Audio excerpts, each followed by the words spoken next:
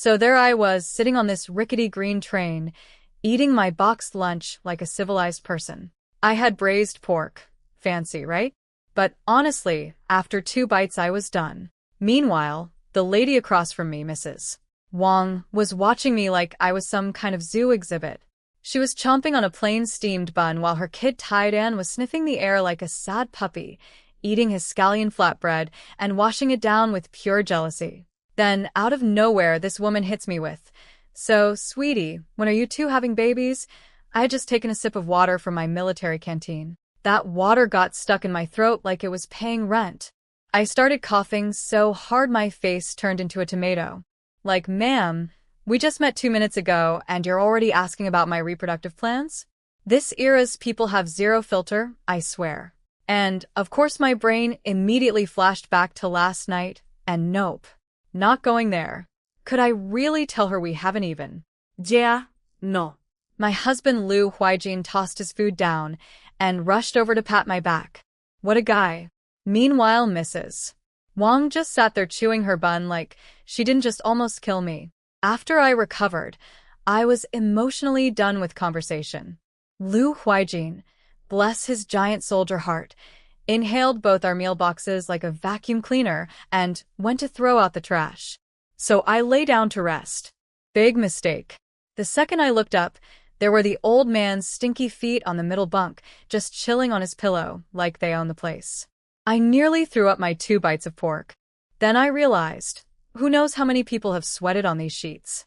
I immediately dug out my own bed sheets and wrapped that mattress up tighter than a burrito. Only then could I breathe. Mrs. Wang's eyes nearly popped out of her head watching me. I could practically hear her thoughts. This girl is more high maintenance than our village beauty queen. She spotted all my skincare bottles and pretty clothes in my suitcase and started touching her own face like she'd just discovered a betrayal. Oh, and she was still salty about me only giving her family 3 dates earlier. 3 whole dates, and I'm the cheap one. Sure, lady.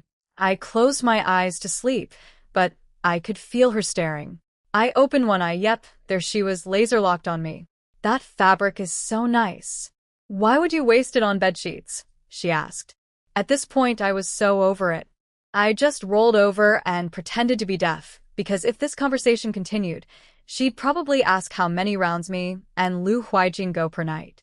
This woman had no boundaries. She was not pleased. Apparently in her village, nobody dares give her attitude because her husband is a deputy regiment commander. Big deal energy.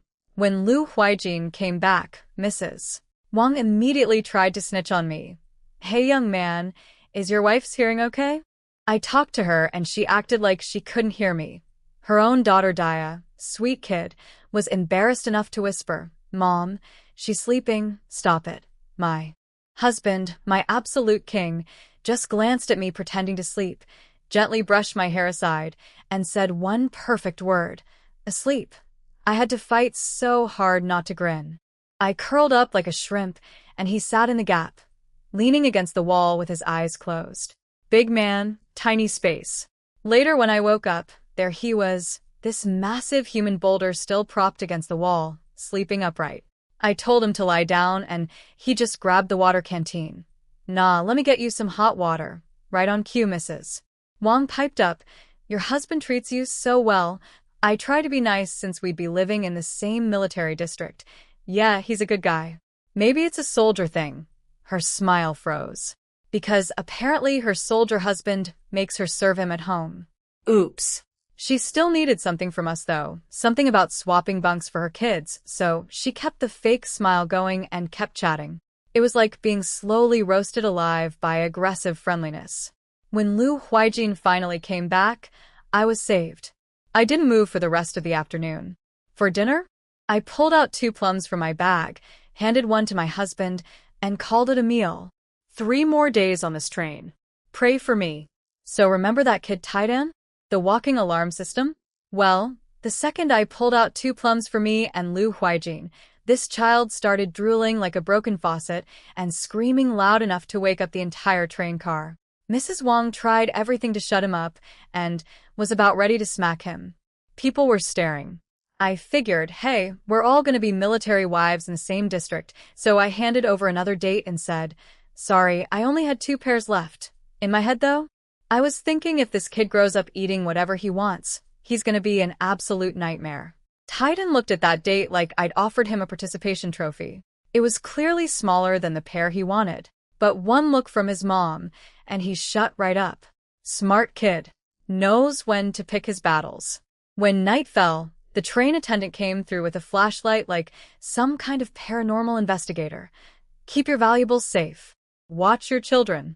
If you're not supposed to be in this car, get out. Lu Huaijin had already made my middle bunk bed while it was still light out. What a man. But climbing up there? Disaster. The ladder was basically a suggestion. Tiny, narrow, pitch dark. I got halfway up and just Froze. didn't know which muscles to use anymore. Then suddenly, I was airborne. This man literally picked me up by my waist and legs and just placed me on the bunk like I was a doll on a shelf. First time in my life being forklift delivered to bed. I'd taken trains in college, but nobody was hoisting me around back then. The second I was out of the way, Mrs. Wang pounced on Lu Huaijin like she'd been rehearsing. Young man, could my 2 girls sleep on your lower bunk? They're so small. I'm worried they'll fall from the upper bunk. You can take the top. My ears perked up like a cat hearing a can opener. So that's why she was grinning at me all afternoon. The afternoon charm offensive was just a bunk swap operation. Lu Huaijin shut it down cold. No. There are too many kidnappers on trains. Kids on the lower bunk are even less safe. Plus, I need to watch our luggage. Her face did that thing. You know, that thing where someone's smile gets repoed by reality. She was not happy. Probably already composing a complaint letter to her husband in her head. Meanwhile, I was up in my bunk giving Lu Huaijin a silent standing ovation. She really thought she could just bat her eyelashes and trade a lower bunk for an upper? Those tickets aren't even the same price, lady. The audacity. She told her girls, well, they won't switch, so climb up yourselves. Don't fall. Mother of the Year energy. The girls actually scrambled up like little monkeys, probably from all that tree climbing back in their village.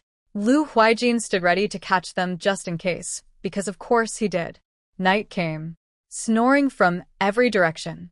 The train going clink clink clink. But with my human guard dog on the lower bunk, no kidnappers, no weirdos, nothing. 2 more days. I slept through most of it, because what else was there to do? But sleeping on a train for 2 days straight makes your body feel like it's been wrung out like a wet towel. When I finally stood on the ground, I felt like I was floating, and not in a fun way. Lu Huaijin saw my suffering face. Hang in there, we arrive at 5. He put me back on the bed and gave me a little massage. When I still looked rough, he suggested we take a walk. And Mrs. Wang, who apparently had forgiven us, offered to watch our stuff. To be fair, we had fed Titan enough dates to open a small fruit stand, so asking her to babysit our luggage seemed like a fair trade. Lu Huaijin and I shuffled through the train cars like 2 elderly people at the mall. I was clenching my fists thinking, I'm not getting on this cursed train again for at least a year. When we got back, I spotted Mrs. Wang sitting on my floral bedsheet. My bedsheet. The one I brought from home. She was literally fingering the fabric like she was at a textile market. And Tian? Titan was sitting on it too, with his sticky little date hands. My brain short-circuited. I am a person who changes clothes before getting into her own bed at home. And this woman just plopped her entire village auntie self onto my sheets like it was a park bench. She saw us and cheerfully announced, Xiao Su, this fabric is so nice. Must have been expensive. You should have made it into clothes instead. My eye twitched. I have clothes. Then I ripped that sheet off the middle bunk and threw it onto the lower one. We were arriving in 2 hours anyway. I took a deep breath. Just breathe. Mrs. Wang's smile froze over like a pond in January. Again. Finally, around 3 p.m., the brakes squealed and the train pulled into the station. I have never been so happy to hear metal screaming. Lu Huaijin, efficiency king, already had everything packed and strapped to his back. Mrs. Wang's family trailed behind us with their mountain of bundles. Outside was pure chaos. A sea of heads, everyone carrying something, people reuniting. hugging, grabbing bags. Lu Huaijin had told his buddy Zhang Liang to meet us. Sure enough, there he was outside the station, waving like a golden retriever. Lu Huaijin. Over here. Over here, Mrs. Wang, who knew absolutely nobody in this city, just glued herself to us and followed along. Now here's where it got hilarious. Zhang Liang saw Lu Huaijin approaching with Mrs. Wang right behind him and the 3 kids trailing after. His face went through about 17 emotions in 2 seconds. I could literally see his brain working. Is that his new wife? She looks older and rural. But the steamed bun lady said, wait, are those kids? Did he marry a divorcee? But he said it was an arranged childhood engagement. He pointed at Mrs. Wang and stammered. And this is? Mrs. Wang, bless her heart, saw the military uniform and practically lunged forward. Just call me auntie. Zhang Liang's confusion deepened. Auntie? He married someone a whole generation up?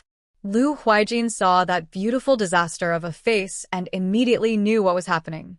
He turned around to find me, except I was right behind him, hidden by his giant body like a baby penguin behind its parent, still floating from 2 days of train-induced vertigo, unable to feel my own feet on solid ground. Freedom. Sweet, wobbly, disoriented freedom. We made it.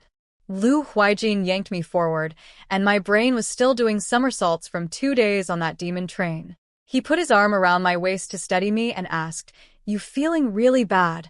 I caught a glimpse of myself mentally, pale as a ghost, hadn't showered in 2 days, looking like something the train dragged in. But Zhang Liang was standing right there, so I shook my head. I'm fine. Let's just go home. Zhang Liang, bless him, visibly relaxed when he saw me step out from behind Lu Huaijin's giant frame. I could practically read the thought bubble over his head. Oh, thank God, she's not the Annie. He gave me this look like he was appraising a painting, probably thinking something like, so that's why every matchmaking attempt failed. This dude's standards were in the stratosphere. Then he hit me with, sister-in-law, those buns and chili sauce you made last time were amazing. I stole 2 buns off your husband. I straightened up a little. Nothing revives a tired woman faster than someone complimenting her cooking. If you like them, I'll have Huaijin bring you more. Come eat at our place anytime. Zhang Liang flashed his big goofy grin. Deal. Don't get sick of me though. Lu Huaijin heard me say, Huaijin ji, and our home, and I swear his whole tough soldier exterior melted for half a second. But then he glared at Zhang Liang. Apparently Buddy had stolen more than 2 buns, and snapped. Enough chit-chat. Let's go. There was one problem though. The military jeep seated 5. Us plus Mrs. Wang's family of 5? The math wasn't matching. Mrs. Wang was already panicking, clutching her bags like a life raft. Young man, my husband is Wang Qianjin, the deputy regiment commander. Did you see him when you came? Zhang Liang scratched his head and remembered seeing that name on the vehicle sign-out sheet. He told her he'd drop us off first, return the car, and check on her husband. Just stay right here, and don't move. Mrs. Wang agreed. Her husband had drilled enough stranger danger into her about train stations. Just as Lu Huaijin was helping me into the jeep, another military vehicle came zooming up. Mrs. Wang's eyesight could rival an eagle's. She spotted her husband in the driver's seat instantly and started yanking Tiedon's arm. Quick, call for your dad. Did Titan call for his dad? Nope. This child screamed. Little seer. Little car.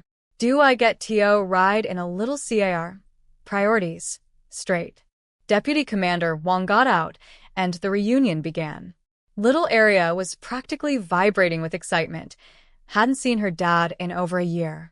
In her mind, no matter how tough military housing was, it couldn't be worse than waking up before dawn every day to wash clothes, cook, and help Grandma with chores back in the village. Zhang Liang rolled down the window. Deputy Commander Wang, you're here.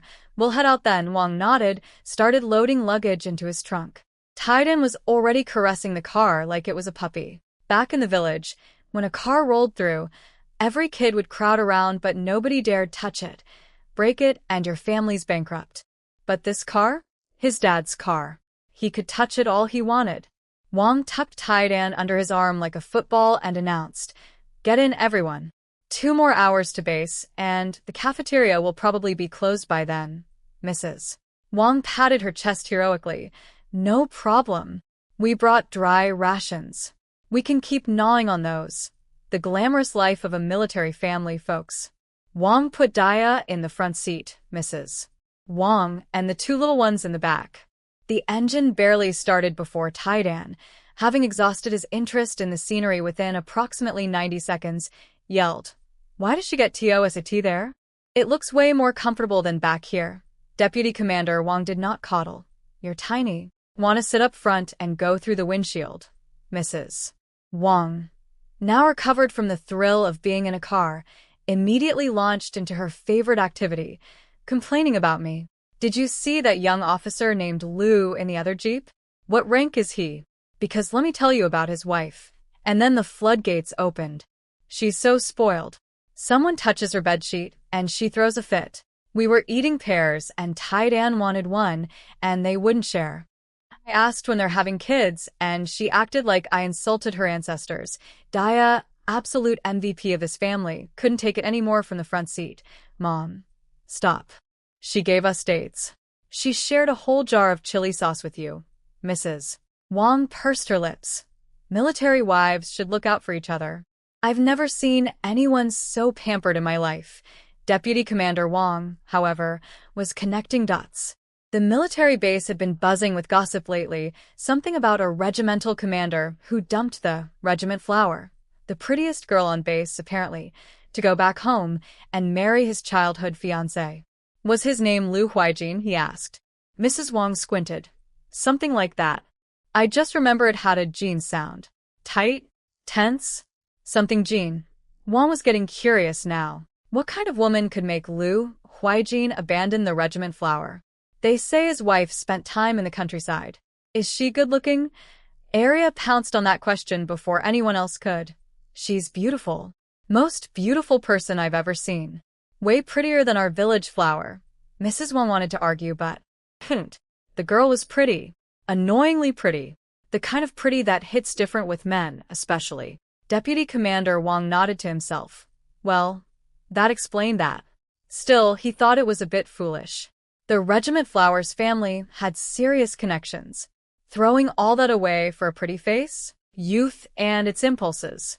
He went quiet, which Mrs. Wang did not appreciate. "Hello? I asked you what rank he is." "He's so young, probably just a battalion commander, right? Walking around all high and mighty." Deputy Commander Wang chuckled. "Lu Huaijin? Arrogant? Oh, the man had earned it. He's a regimental commander. See, I knew it, he's so young. What could he possibly be?" Mrs. Wang's brain caught up to her mouth. She let out a shriek. "What?" "He's a regimental commander? That's higher than you." And somewhere in the other Jeep, pale-faced and wobbly, I was blissfully unaware that Mrs. Wang had just discovered she'd been giving attitude to the wife of her husband's boss. "Karma tastes like dates, Mrs. Wang." Karma tastes like dates. The car ride from the station was somehow worse than the train. At least the train had the decency to shake you evenly. This road was basically a suggestion. Every bump sent my head bonking against the window like a human pinball. Lu Huaijin pulled me into his arms, cupped my entire head with his giant hand like he was protecting a melon, and said, "Sleep. I'll wake you when we get there." Now here's the thing. I hadn't showered in 2 days. My hair was basically a grease factory. And this man was just stroking it with his bare hand. I wanted to crawl into a hole. I have a secret space where I could have taken a bath, long story, but I couldn't exactly teleport into a pocket dimension with a soldier sitting right next to me. So I just played dead. Full rigor mortis mode. He felt me go stiff and probably thought I was shy because Zhang Liang was in the front seat. So he pulled me closer. "Sir, please, my hair could fry an egg right now." Meanwhile, Zhang Liang up front was grinding his teeth listening to Lu Huaijin being all tender. I bet he was thinking about how this same man once declared his chest held nothing but loyalty to the nation. Look at Mr. Patria now, cradling his wife like a baby kitten. Love really does make fools of soldiers. When I woke up, It was getting dark, and I was nestled in Lu Huaijin's arms like a human burrito. I peeled myself upright and croaked, "Where are we?" "Almost there. Drink some water." He handed me his military canteen. I took a sip and didn't think twice about it, but I caught him staring at my lips touching the rim. This man was having a moment over an indirect kiss through a water canteen.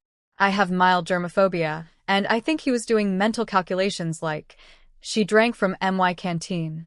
Does this mean I'm officially one of her people? Adorable. Ridiculous. Both. Then I noticed him secretly trying to wiggle his arm, the one I'd been sleeping on for 2 hours. It was completely dead. No blood flow. The man let his arm go numb rather than wake me up. "Why didn't you tell me?" I grabbed his shoulder and started massaging it. Bad idea. Or good idea. My fingers on his shoulder made him tense up in a completely different way. He grabbed my hands, placed them on his lap, and said in this strained voice, "I'm fine. It'll pass." Translation: "If you keep touching me, I'm going to lose my mind."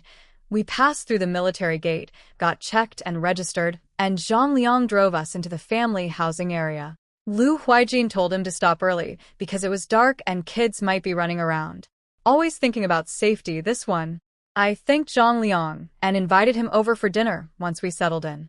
His teeth gleamed in the darkness like a flashlight. "Sister-in-law, I'll definitely be there." Lu Huaijin unloaded all our luggage in about 4 seconds flat and shooed Zhang Liang away. Then I realized that poor guy drove 2 hours to get us, 2 hours back, and probably hadn't eaten either. Won't he be hungry? Lu Huaijin, knowing I'm a softie. He'll grab something on the way. He won't starve. I finally got a look at the family housing compound. Small courtyard houses, most of them looking like they'd seen better decades. I asked about the setup, and Lu Huaijin explained that newer apartment buildings were available, but he'd skipped the lottery because he preferred a yard. Honestly? Same. In an apartment building, every time you cook something good, the whole hallway knows your business. At least in a courtyard, I could grow some plants and have some privacy. Then he opened the gate to our house, and, oh boy, this man is the definition of bachelor pad. The courtyard was barren. Not a single vegetable. Not a flower. Not even a weed with ambition. Just one sad little tree sapling of unknown species, standing there like it was questioning its life choices. The whole yard was illuminated by one dim yellow bulb. Electricity being precious in this era, that was actually kind of impressive. A middle-aged woman came out of the house. "Commander Lu, you're back. There's warm food in the kitchen." Lu Huaijin introduced her. "This is Auntie Lu. She helps take care of the kids." Then he gestured at me like he was presenting a prize. "This is my wife, Su Niannian." Wife. Still getting used to hearing that. Auntie Lu said a quick hello and headed home for the night. Lu Huaijin brought the food outside to a little table in the yard. I rubbed my stomach. Zero appetite after 2 days of train-induced nausea.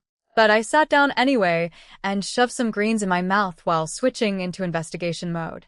"So, what's the deal with Auntie Lu? She doesn't seem like a random hire." Lu Huaijin slurped some soup. "I'm away on missions a lot. Can't leave 2 kids alone. She's captain, he's mother. Someone recommended her. When I'm on duty, she sleeps here. When I'm home, she goes back to her place. Different pay rates. She doesn't have grandkids of her own. Nope, that's why she has time." Made sense. Then we both instinctively looked toward the house at the same time. Were the kids asleep? Nope. There was a tiny human peeking at us from behind the doorframe. Little Lu Zhe, caught red-handed doing surveillance. Our eyes met. His ears turned red faster than a traffic light. "Busted." Lu Huaijin waved him over. "Lu Zhe, come here." The little guy hesitated, then opened the door and toddled over on his short legs. He stopped in front of us, stood at attention like a miniature soldier, and said, "Hello, Uncle." Uncle. Not Dad. I pressed my lips together. I'd assumed that since Lu Huaijin adopted these kids, he'd have them call him Dad. But no, he let them keep calling him Uncle. Something about that hit me in a weird, soft place. He wasn't trying to replace anyone. He was just there for them. I looked at this tiny boy with his red ears and his serious little face, standing in a bare courtyard under a dim yellow light, and thought, okay, maybe this whole crazy arrangement, The train from hell, the greasy hair, the stinky feet on the bunk, Mrs. Wang and her interrogations. Maybe it was all worth it to end up right here. But I still need a shower. Desperately. So little Lu Zhe toddled over and Lu Huaijin introduced me. This is your auntie. Call her auntie. The kid hesitated like I was a pop quiz he wasn't prepared for, then mumbled. Hello, Annie. I pulled out 2 white rabbit candies from my pocket and handed them over. Here you go, little friend. This child looked me dead in the eyes and said, I'm not little friend. My name is Lu Zhe. Oh, okay then, sir. I patted his shoulder. My apologies, comrade Lu Zhe. He didn't even acknowledge my correction. Just turned around and waddled back inside on his little legs like a tiny, offended businessman leaving a meeting. I wasn't bothered. 3-year-olds are basically tiny dictators with weird priorities. Where's his brother? I asked. Lu Yilin.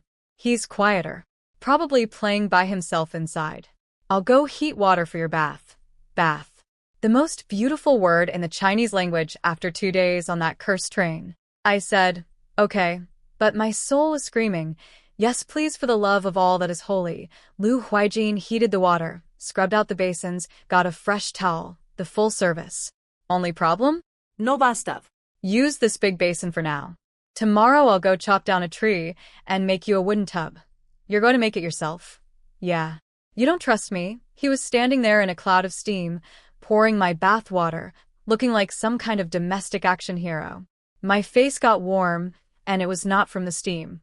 No, I trust you, I said, leaning against the kitchen doorframe, trying to act casual while my cheeks betrayed me completely. He cleared a spot in the kitchen for me to wash up. Bathe here for tonight. I'll build you a proper bathroom later. Then he glanced up, saw my flushed face, and his hands clenched into fists. A man at war with himself. You wash up. I'm leaving. He brushed past me on his way out, and I could tell he caught a whiff of my scent because his steps got stiff and deliberate, like a robot trying very hard to walk normally. He closed the kitchen door behind him. His last visual before that door shut? Me bending over to test the water temperature. Poor man. I started undressing, and I know he could hear the rustling of clothes through that thin door, because what happened next was legendary. This decorated military commander, this man who has faced actual combat, went out into the yard, stripped down to his underwear in autumn, scooped a basin of cold water from the water tank, and dumped it over his own head. Just splush. Standing there in the moonlight, water running down his abs, autumn wind blowing, trying to freeze away his thoughts about his wife who is naked approximately 15 feet away. The things this man does for self-control. He finally calmed down, looked up at the moon, probably said a little prayer. And then, Huaijin, I called out in my smallest voice. He walked to the door. What's wrong? I squeezed my eyes shut. This was humiliating. I had been so busy staring at him earlier that I'd completely forgotten to grab clean clothes. I was freshly scrubbed and standing in a kitchen with nothing to wear. No way was I putting those train funk clothes back on my clean body. Even though I knew he couldn't see me, I still covered my chest with my arms. Because logic has no power in moments of pure embarrassment. Could you? Maybe. Possibly. Get me some clothes? I forgot. They're in the army green bag. He went quiet for a second, then said okay. Now imagine this giant soldier rummaging through my bag with his enormous hands. He found a nightgown. Good. Then he found my pink bra, the one he'd already spotted in the bathroom back at my parents' house. He wrapped it inside the nightgown like it was classified military intelligence. Then he saw the underwear. His fingers literally short-circuited. He decided, and I cannot stress how much I respect and also want to strangle him for this, to just not grab them. He figured I could get those myself later. Sir. You're sending me a nightgown with no underwear? What is the thought process here? He knocked on the door with his back turned. Got them. I cracked the door open, snatched the clothes from his hand at the speed of light, and slammed it shut. He chuckled. The audacity to chuckle. He later told me that if he'd actually wanted to see something, my little grab and slam wouldn't have been nearly fast enough. Military reflexes and all. Thanks for that information, sir. Very comforting. I got dressed and immediately felt the breeze situation downstairs. Walking around commando in a nightgown was not part of my evening plans. Was he too shy to grab them? Or did he think? I couldn't even finish the thought without my face catching fire. I walked into the bedroom where he was making the bed. I shut the door behind me fast. "You're here," he said, pausing mid-sheet tuck. I nodded, trying to act normal while feeling very much not normal below the waist. I squatted down and pulled out my red bedding set. "Use these." He made the bed in record time, then looked around. "It's pretty basic right now. Make me a list tomorrow of anything you need, and I'll get it." I nodded. He really was dependable. Standing next to him felt like having a human umbrella, safe, protected. Maybe what was probably coming tonight wasn't so scary after all. I sat on the bed. Big mistake, because my nightgown rode up and my bare legs against the red sheets apparently created some kind of visual that made Lu Huaijin's throat bob like he was swallowing a golf ball. Then he said, "Well, I'll head out then." I froze. Head out. Head out where? "You're not sleeping here," I blurted before my brain could stop my mouth. The second it came out, I wanted to evaporate. I sounded like I was begging him to stay. Me. The one who's been maintaining careful distance this whole time. He clenched his fists. Apparently, he'd been so used to sleeping with the kids that he'd automatically planned to go back to their room. Forgot he had a wife now. "Would you want me to?" I was gripping the bedsheet so hard my knuckles went white. I was at war with myself. Say yes and look desperate. Say no and sleep alone in a strange house on my first night. Why did I open my mouth? He noticed my death grip on the sheets. Probably saw my knuckles losing circulation. He knelt in front of me. "Let me go tell the kids, okay? I'll come back and stay with you." I looked away, face burning. "Who said I want you to stay?" "I don't want you to." Very convincing, Su Nyenyen. Oscar-worthy performance. This man, this impossibly patient, impossibly sweet man, pulled me into his arms and said, "It's me who wants to stay with you. I've wanted to hold you since earlier. I was just afraid of making you uncomfortable." He gently smelled my freshly washed hair. "If what I said before made you feel bad, that's my fault." And there, wrapped in his arms, wearing a nightgown with no underwear, sitting on red wedding sheets in a bare military house with a sad little tree in the yard and 2 orphans sleeping in the next room, I thought maybe, just maybe, this arranged marriage thing wasn't the worst deal in the world. But I'm still mad about the underwear. "It wasn't on purpose," Lu Huaijin said, still holding me. "I've always slept with the kids. Just give me a minute to talk to them." I suddenly felt guilty. Is that really okay? They're so little. He loosened his grip, looked at my fluttering eyelashes, and said with total confidence, "They're boys. It's time they learn to sleep on their own." Then he kissed the top of my head, noticed my hair was still wet, and immediately went into dad mode. "Why didn't you dry this? You'll get sick." He grabbed a towel and wrapped my hair like I was a salon customer. I snatched it from him. "I can do it myself. Go check on the kids." He squeezed my fingertips, actual fingertips. This man finds the most random romantic gestures, and said, "Wait for me." He disappeared next door. Now, while he was gone, little Luze was having a whole internal crisis. This 4-year-old was sitting on his bed replaying every mean thing kids at daycare had ever said to him. "How come you don't have a mom and dad? Your uncles. Getting an auntie now. Bet he won't want you anymore. When they have their own baby, they'll forget about you." And then his grandparents' voices. "Be a good boy. Listen to your uncle and auntie. Take care of your brother. Don't embarrass your father's memory." 4 Years old. And already carrying the weight of the world on his tiny shoulders. My heart, if I'd known all this, I would have given him the entire bag of white rabbit candies. Lu Huaijin sat on the bed, rubbed Lu Ze's head, asked if he'd been okay. Then, he carefully removed every potentially dangerous object from the room. This man child-proofed an entire bedroom in about 90 seconds. Military efficiency. Then came the big question. "Lu Ze, you're 4 now. That's a big kid. Can you sleep with your brother tonight?" The boy wanted to say no. But his 4-year-old pride kicked in. He was a man, after all. He nodded firmly. "If anything happens, just knock on the wall. Uncle will hear you. Okay. Lu Huaijin tucked them in, patted them until their breathing steadied, and left. When he walked into our room, I was already burrowed under the covers like a human cocoon.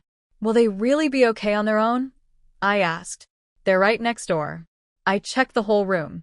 It's safe. Okay. Good. Safe kids. Great. Now it was just the two of us. The panic set in immediately. I shoved my head under the blanket like an ostrich. The bed dipped. He pulled the blanket down from my face. Don't suffocate yourself. He could feel me going stiff as a board and apparently found it cute.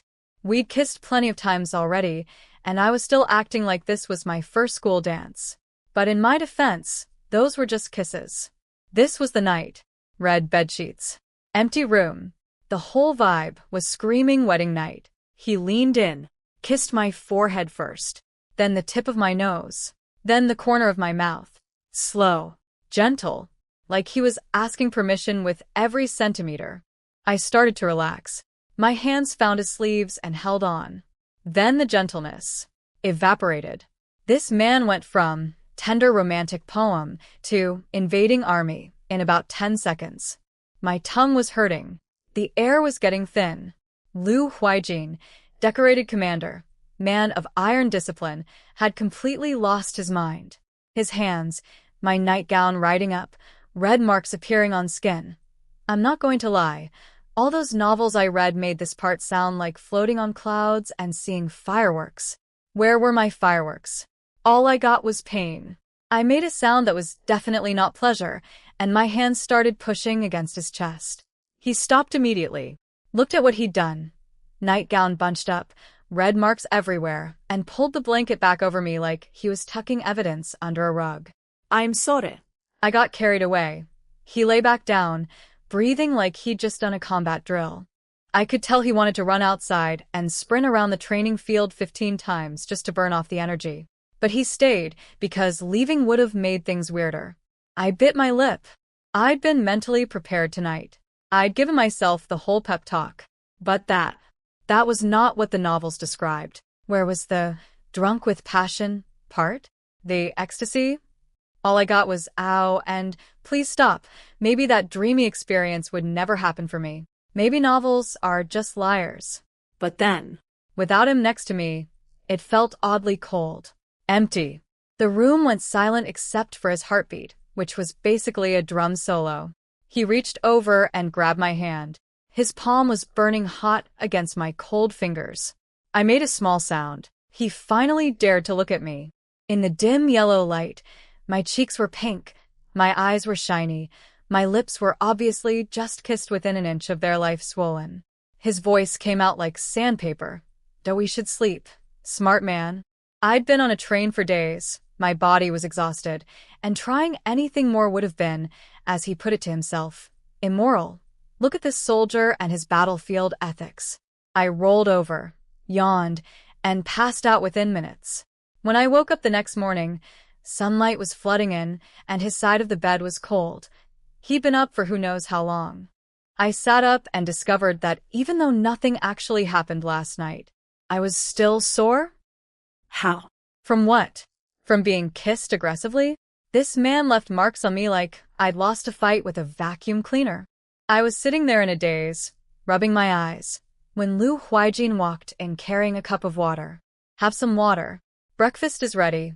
Want me to bring it in?" I yawned and stretched, covering my mouth with my hand. The blanket slipped down, and oh no.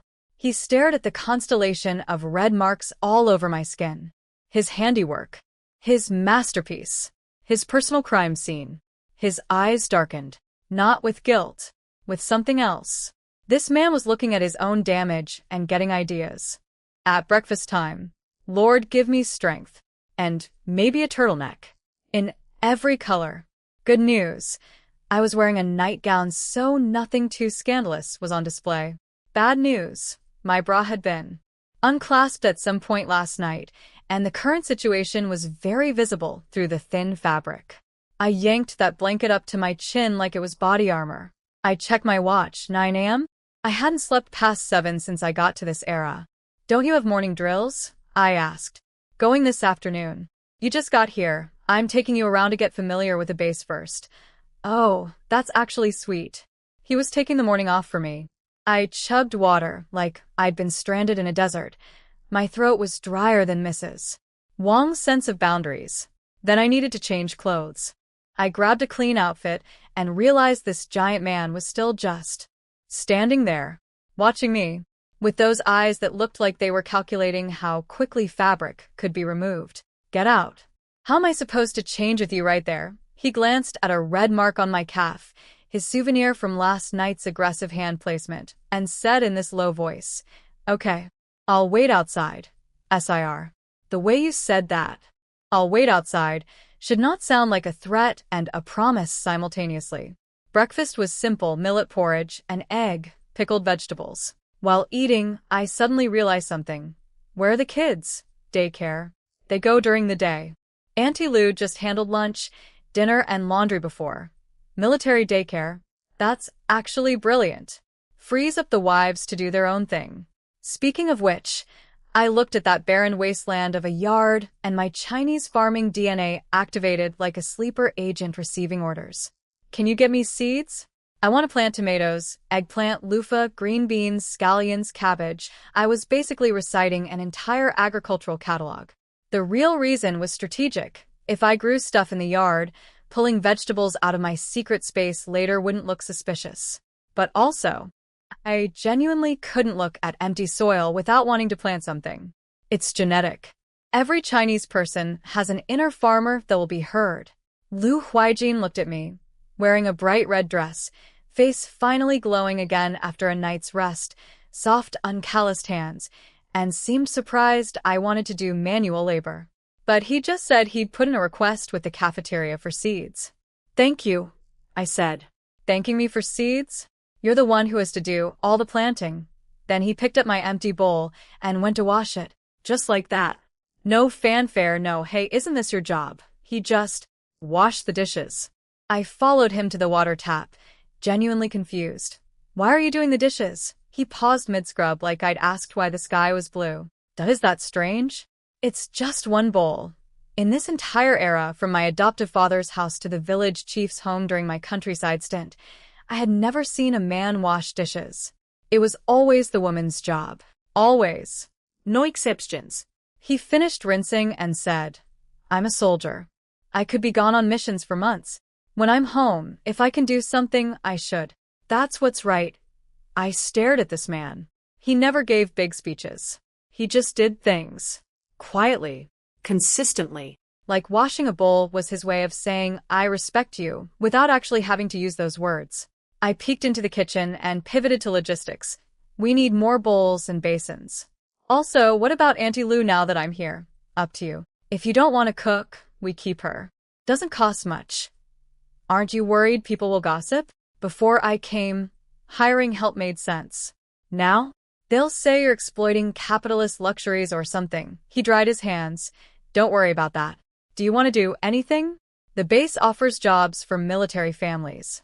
You were a barefoot doctor in the countryside, though you probably can't be a military doctor here. He was right, but for reasons he didn't know. My medical skills relied heavily on my magical spring water, and using it here would blow my whole secret identity. I don't want to be a military doctor anyway. No rush. Think about it at home. Once I changed shoes, Lu Huaijin took me on the grand tour of the family compound. He pointed out who lived where as we walked. 5 minutes in, we hit the base commissary, a small shop selling basic supplies, condiments, vegetables, household stuff. The instant we walked in, every pair of eyes in that store locked onto me like heat-seeking missiles.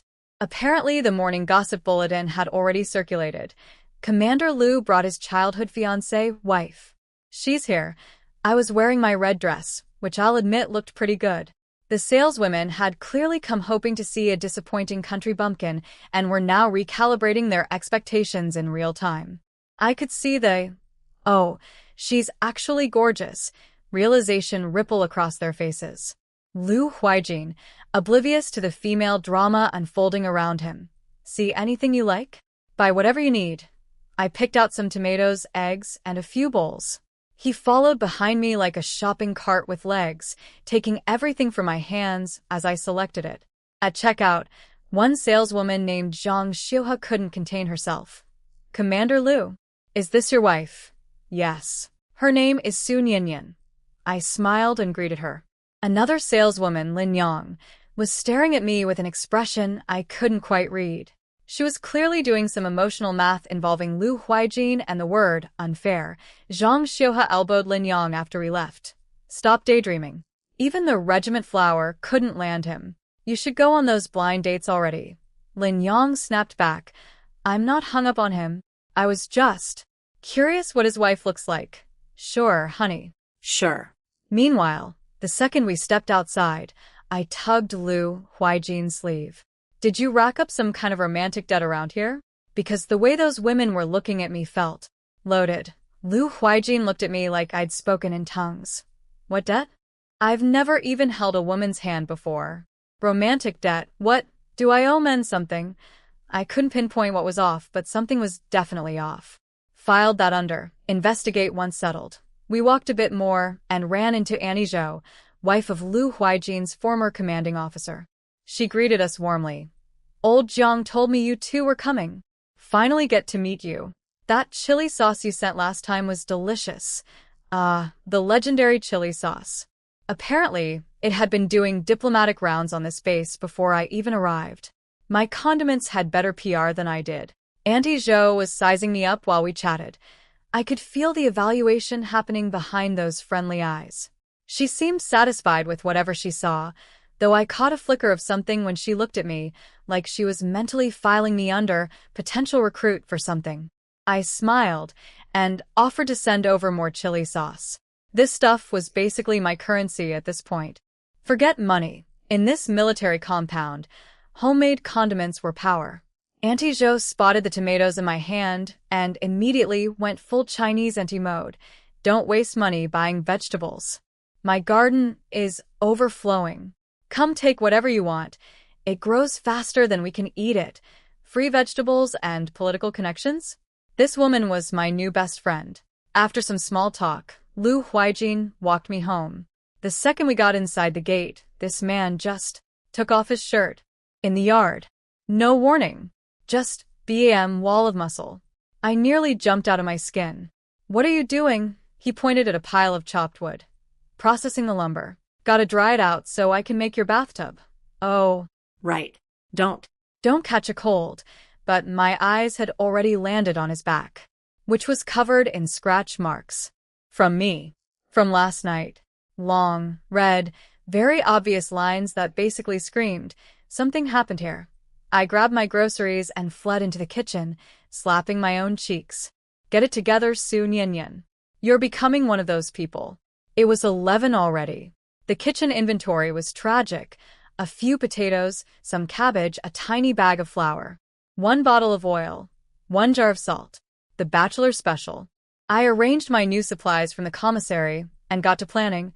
Spicy shredded potato, vinegar cabbage, tomato egg soup, and some egg pancakes. While washing vegetables at the outdoor tap, a thought hit me. What if I just handle the house stuff while I'm not working? And if I find a job later, we hire someone then? But I didn't tell Auntie Lu yet. Is that rude? Lu Huaijin paused his wood chopping. Don't worry. I'll go settle up with her and pay what we owe. Lunch came together fast, under 30 minutes. But the kids wouldn't be back from daycare for a bit, so I decided to make something special for our first real meeting as a family. I pulled out white rabbit candies and tea leaves from my bag. 10 candies melted down, a pinch of tea, water, bubbled it all together until it was foamy and fragrant. Then, when nobody was looking, I snuck in a bottle of milk from my secret space kitchen. Strained out the tea leaves. Poured it into 2 little cups. I had just invented milk tea. In the 1970s. The sweet, caramel-y aroma drifted across the yard and over the wall like a delicious ghost. And then, I heard it, wailing, from next door. Full volume, snot dripping, end of the world sobbing. The neighbor lady, sisterly, was mid-stir-fry when she heard her kids screaming bloody murder in the yard. She ran out, spatula still in hand, expecting to find blood. Instead, her son Qiuqiu was sitting on the ground, tears streaming, pointing in the general direction of my kitchen. Something smells good. I want it. It's sweet. It smells so good. Sister Lee was speechless. She looked toward our house, realized it was Commander Lu's place, remembered his wife had just arrived, and sighed. Stop crying. Lunch is almost ready. Qiuqiu, still on the ground. I don't want our lunch. I want their lunch. It smells better. Sister Lee gave up and went back to her stir-fry. Some battles aren't worth fighting.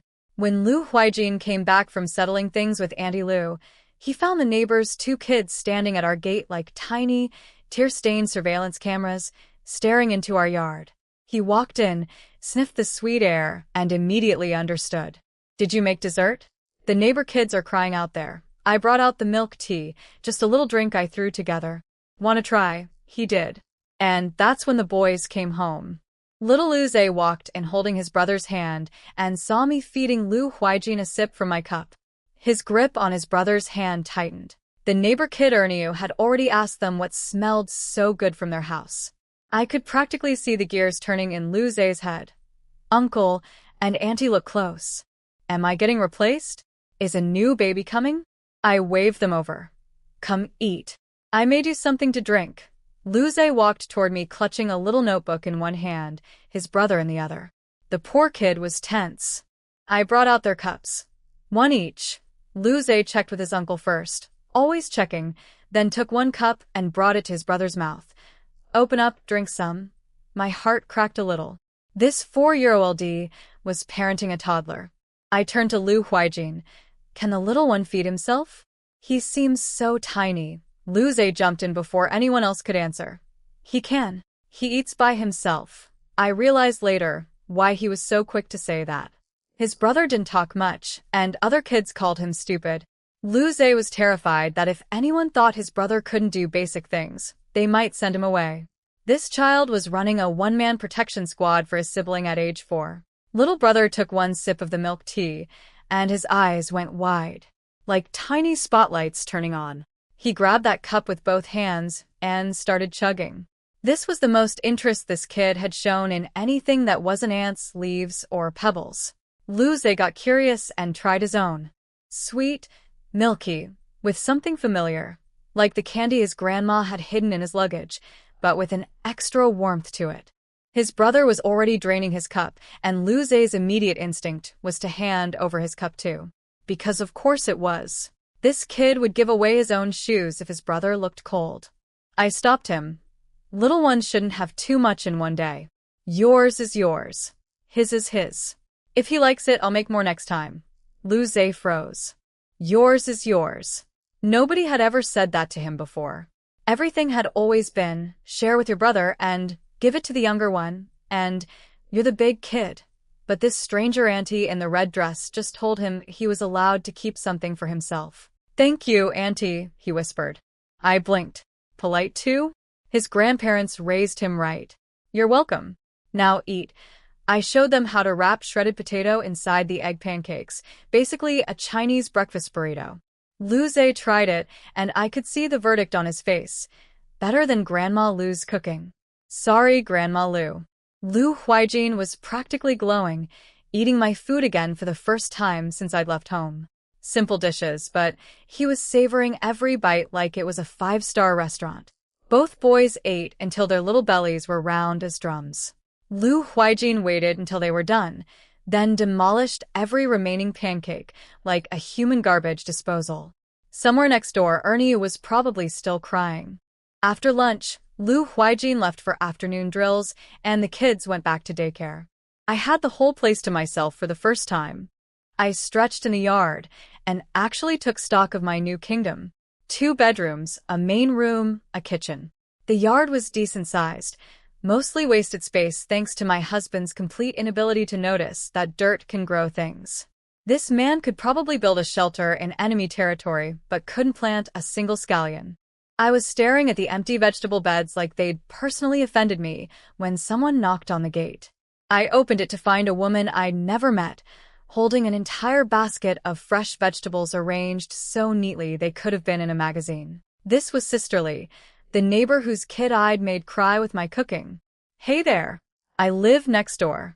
Figured you just got here and probably have nothing in the kitchen, so I picked these for you. She'd clearly arranged those vegetables with care. This wasn't a casual grab from the garden. This was a, please let me into your life, gift basket. I liked her immediately. I invited her in, made her a cup of malted milk powder, and set out a plate of cookies I'd brought from the capital.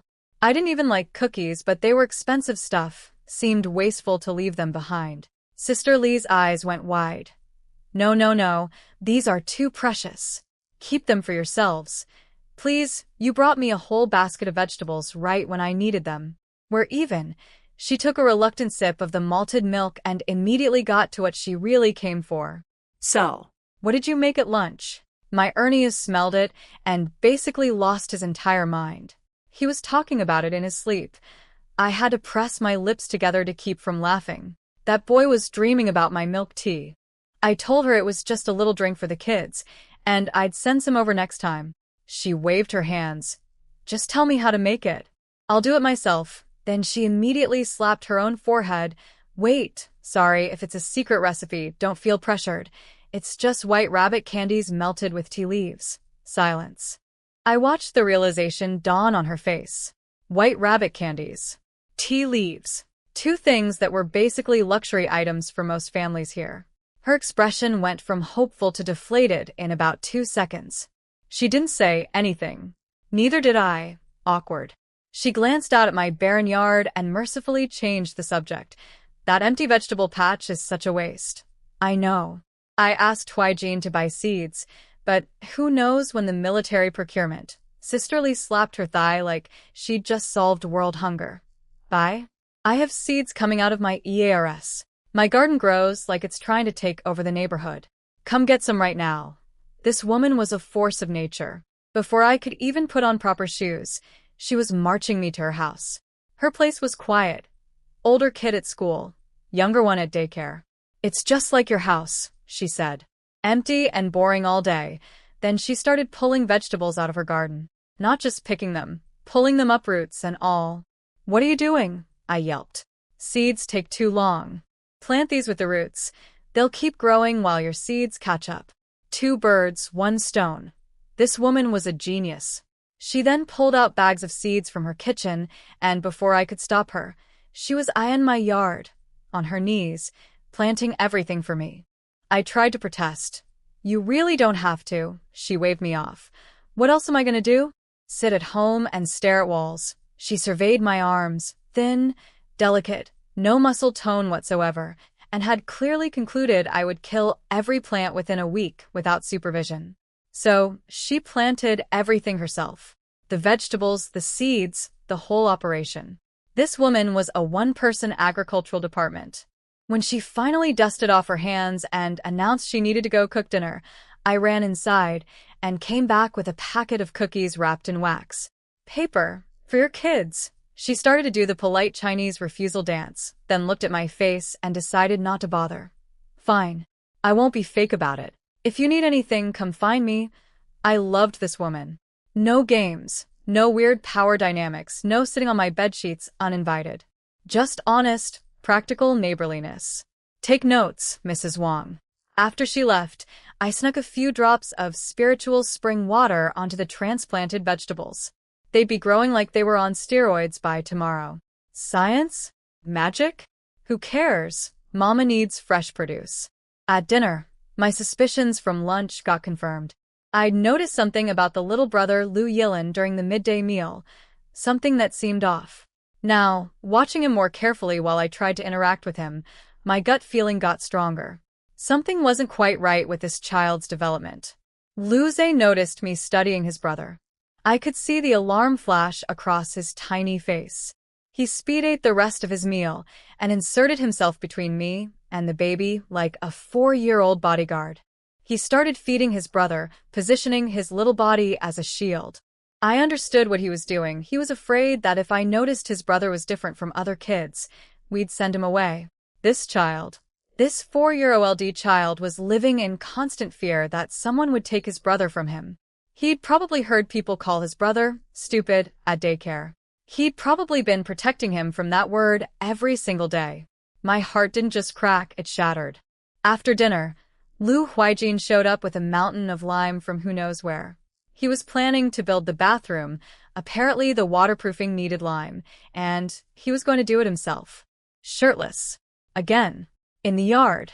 Just casually constructing infrastructure like it was a hobby. I decided to bathe the kids. When I played with them earlier, their faces looked clean enough, but their elbows and knees. Gray, crusty buildup that told me bath time was more of a splash water on face and call it done situation around here. Who knows how long it had been since they'd had a proper scrub. I boiled water, poured it into the basin, got everything ready. Little Lu Zhe stood there looking at the bath like it was a trap. The poor kid was itchy. I could tell from the way he'd been scratching. He'd been doing the splash face with water and hope for the best method, and before that his grandma used to help wash him. But now? Grandma was far away. Uncle didn't do bath time. Auntie Lu apparently didn't either.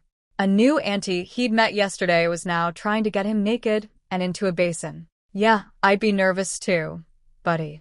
So there I was, bath ready, water perfect temperature, towels laid out, and Lu Zhe was clutching his little pants like I was trying to rob him. This 4-year-old had a modesty crisis. He'd never been bathed by a young woman before, and he was not about to start today. His tiny knuckles were white from gripping his waistband. I squatted down. What's wrong? He pressed his lips together with the dignity of a man twice his height. I can wash myself. And my brother. I looked at the kitchen's dirt floor. If these two splashed around in here unsupervised, by morning this room would be a mud wrestling arena. Then it hit me.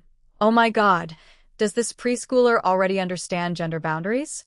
To be fair, we'd known each other for 1 day, and I was already trying to strip him. I'd have trust issues too. I glanced at Lu Huaijin, who'd already noticed the standoff. He rinsed off his hands, walked over, and said, "Go inside. I'll handle bath time." Saved by the uncle. Fine. I retreated. Meanwhile, next door, a cookie revolution was underway. Sister Lee put the cookies I'd given her on the table after dinner. Ernia's eyes lit up like fireworks. "MOM. Cookies. Your new Auntie Sue next door gave them." Ernia bit into one and entered another dimension. Crunchy, sweet, with a buttery milk flavor. The whole family got one each, Sister Lee, her husband, and the 2 boys. Now, Sister Lee's husband was not a sweets guy. He'd always acted like dessert was beneath him. That's for women and children, but he ate that cookie. He ate every crumb of that cookie. And he may have licked his lips afterward. Ernie watched his father consume that cookie with the betrayal of a child whose last hope just died. Usually Dad would give his dessert to the kids. Today, not a single fragment was surrendered. Ernie stared at his father with enormous, unblinking eyes. Dad noticed. The brief flicker of guilt vanished instantly and was replaced with, "The hell are you staring at?" A man can't eat a cookie in his own house. Ernie's lip wobbled. He turned to his mom for emotional support. "Mom, is Auntie Sue next door, like, really amazing? Even her cookies are incredible." Sister Lee, still savoring the lingering sweetness. "Amazing or not, I don't know. She's definitely pretty, though." She's Lu Zhe's new auntie. "You should look out for him and his brother at daycare. Walk home together." Ernia's enthusiasm crashed into a wall. "But Lu Zhe's brother is a dummy." Sister Lee's smile vanished. Full mom mode activated. "What did you just say? You can't go around saying things like that." Ernia hung his head but muttered under his breath. "I didn't make it up. Everyone says it." Sister Lee exchanged a look with her husband. "Why do they say that? He never talks. Not one word. He just sits under trees watching ants." Sister Lee relaxed slightly. "Stop spreading rumors. That child is just quiet." "Being quiet doesn't make someone stupid." Ernie shut his mouth. But I could tell his loyalty was already being purchased. The cookies were that good. He decided that for the sake of future snacks, he would become Lu Zhe's best friend. The bribery economy of childhood was alive and well.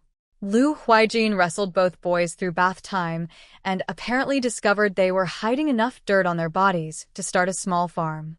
Elbows, knees, behind the ears. Layers of grime that had been building up during all those missions he'd been away on. He scrubbed them clean, toweled them dry, stuffed them into bed, tucked the blankets tight, and left. Little Lu Zay sniffed himself clean, then sniffed his brother, also clean. His mood lifted instantly. He hugged his brother and fell asleep smelling like soap instead of neglect. That one got me. Lu Huaijin came into our room and found me sitting against the headboard in my nightgown looking serious. Not "I'm tired" serious. Something is wrong serious. He lay down next to me. What's on your mind? I turned to look at him. Has the little brother ever been hurt? Like a head injury or something? He thought about it. Nothing major that I know of. Small stuff. Maybe I wasn't around much before I took them in. I hesitated. What I was about to say wasn't going to be easy to hear. I think he might have some kind of developmental issue. Maybe something like being closed off in his own world. The word I was thinking was autism, but this concept basically didn't exist in China at this time. People here just said a kid was quiet or well-behaved or the cruel version, stupid. Lu Huaijin frowned. The previous caretaker just said he was quiet and easy to manage. Yeah, Of course she did. in this era, a silent child was a convenient child. Nobody asked why the kid was silent. My words planted a seed of doubt in him though. He'd never raised children before, so he'd just assumed this was normal toddler behavior. Now he wasn't so sure. Neither of us was in the mood for anything romantic tonight. We just lay there thinking. Then I fell asleep. And the dream came. It was horrible. I saw Lu Zay, older, but still small, surrounded by a pack of boys throwing rocks at him. You don't have a mom or a dad. Why do you get to live in the military compound? You're just mooching off your uncle's spot, and you brought a little retard with you. Make him say something. Go on. Lu Zay's fist clenched, and he launched himself at the biggest one. He fought like a cornered animal, but there were too many. They pinned him down. Then he looked up and saw them going after his brother. Something broke inside him.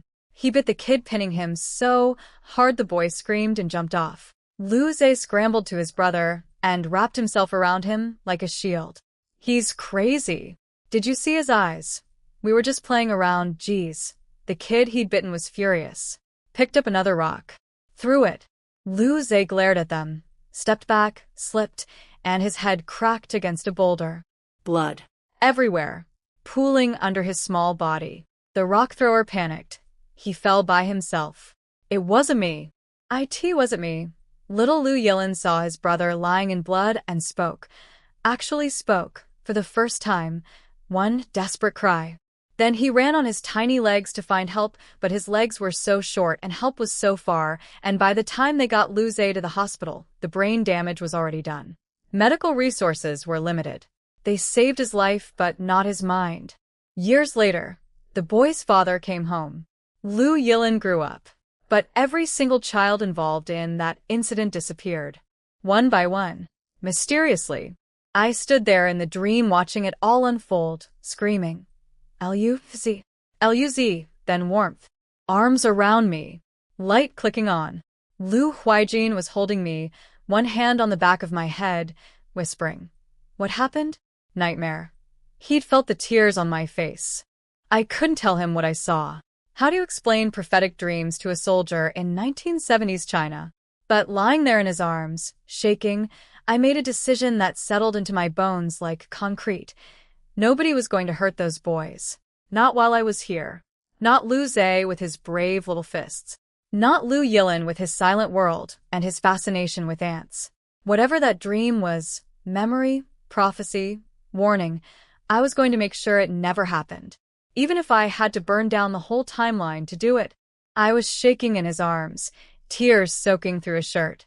But the dream had given me something clarity. Little Lu Yilin wasn't autistic. He just didn't like talking. The kid was actually smart, crazy smart.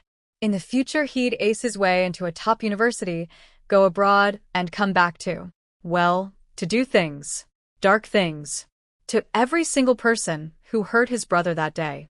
Because Lu Zay, sweet, brave, protective Lu Zay, would spend most of his life bedridden from that head injury. And their father, Lu Huaijin's brother, would come home from service to find one son paralyzed and the other consumed by vengeance, and he'd end himself. That bright little boy with the red ears who called me Auntie today? destined to lie in a bed for decades. Not if I had anything to say about it. My arms tightened around Lu Huaijin's waist like he was the only solid thing in the universe. He felt me stop trembling and rested his chin on my head. Don't be scared. I'm here. Then he looked down at me. I looked up. My eyes were swollen, nose pink, tears everywhere. I was a mess. He wiped my cheeks with his rough fingers and said softly, "What happened? Can you tell me?" I couldn't tell him about the time travel prophetic dream situation, obviously. So I gave him the edited version. I dreamed you were gone, and Lu Zhe was being bullied. The kids were throwing rocks, and he fell and cracked his head open. I left out the part about the revenge murders and the suicide. Light editing. He kissed my eyelids and said in that scratchy voice, "That's my fault. I didn't think about these things. Thank you for reminding me." He admitted he'd grown up as the king of his neighborhood, always had a pack of kids following him around, always the boss. He'd never been bullied, so it never occurred to him that his nephews might be. He'd figured giving them shelter and food was enough. Forgot that kids have their own brutal little social ecosystems. It was 3 a.m. Cold outside, warm inside his arms. He held me from behind as I curled into the smallest possible version of myself, and we squeezed into one tiny corner of the bed like two people sharing a life raft. Morning came with a bugle call that had zero respect for emotional trauma. Lu Huaijin was up and gone for training before I could even process being awake. At the training field, Zhang Liang spotted him immediately and went full puppy mode. "So when do I get to eat at your house?" Lu Huaijin, remembering that I'd been through the ringer these past few days, mumbled something vague about when things calmed down. Zhang Liang was not having it. He slapped Lu Huaijin's shoulder like they were at a bar. Lu Huaijin hissed. Zhang Liang jumped back. "Bro, your body's still not recovered? You're that weak?" Oh, it wasn't weakness.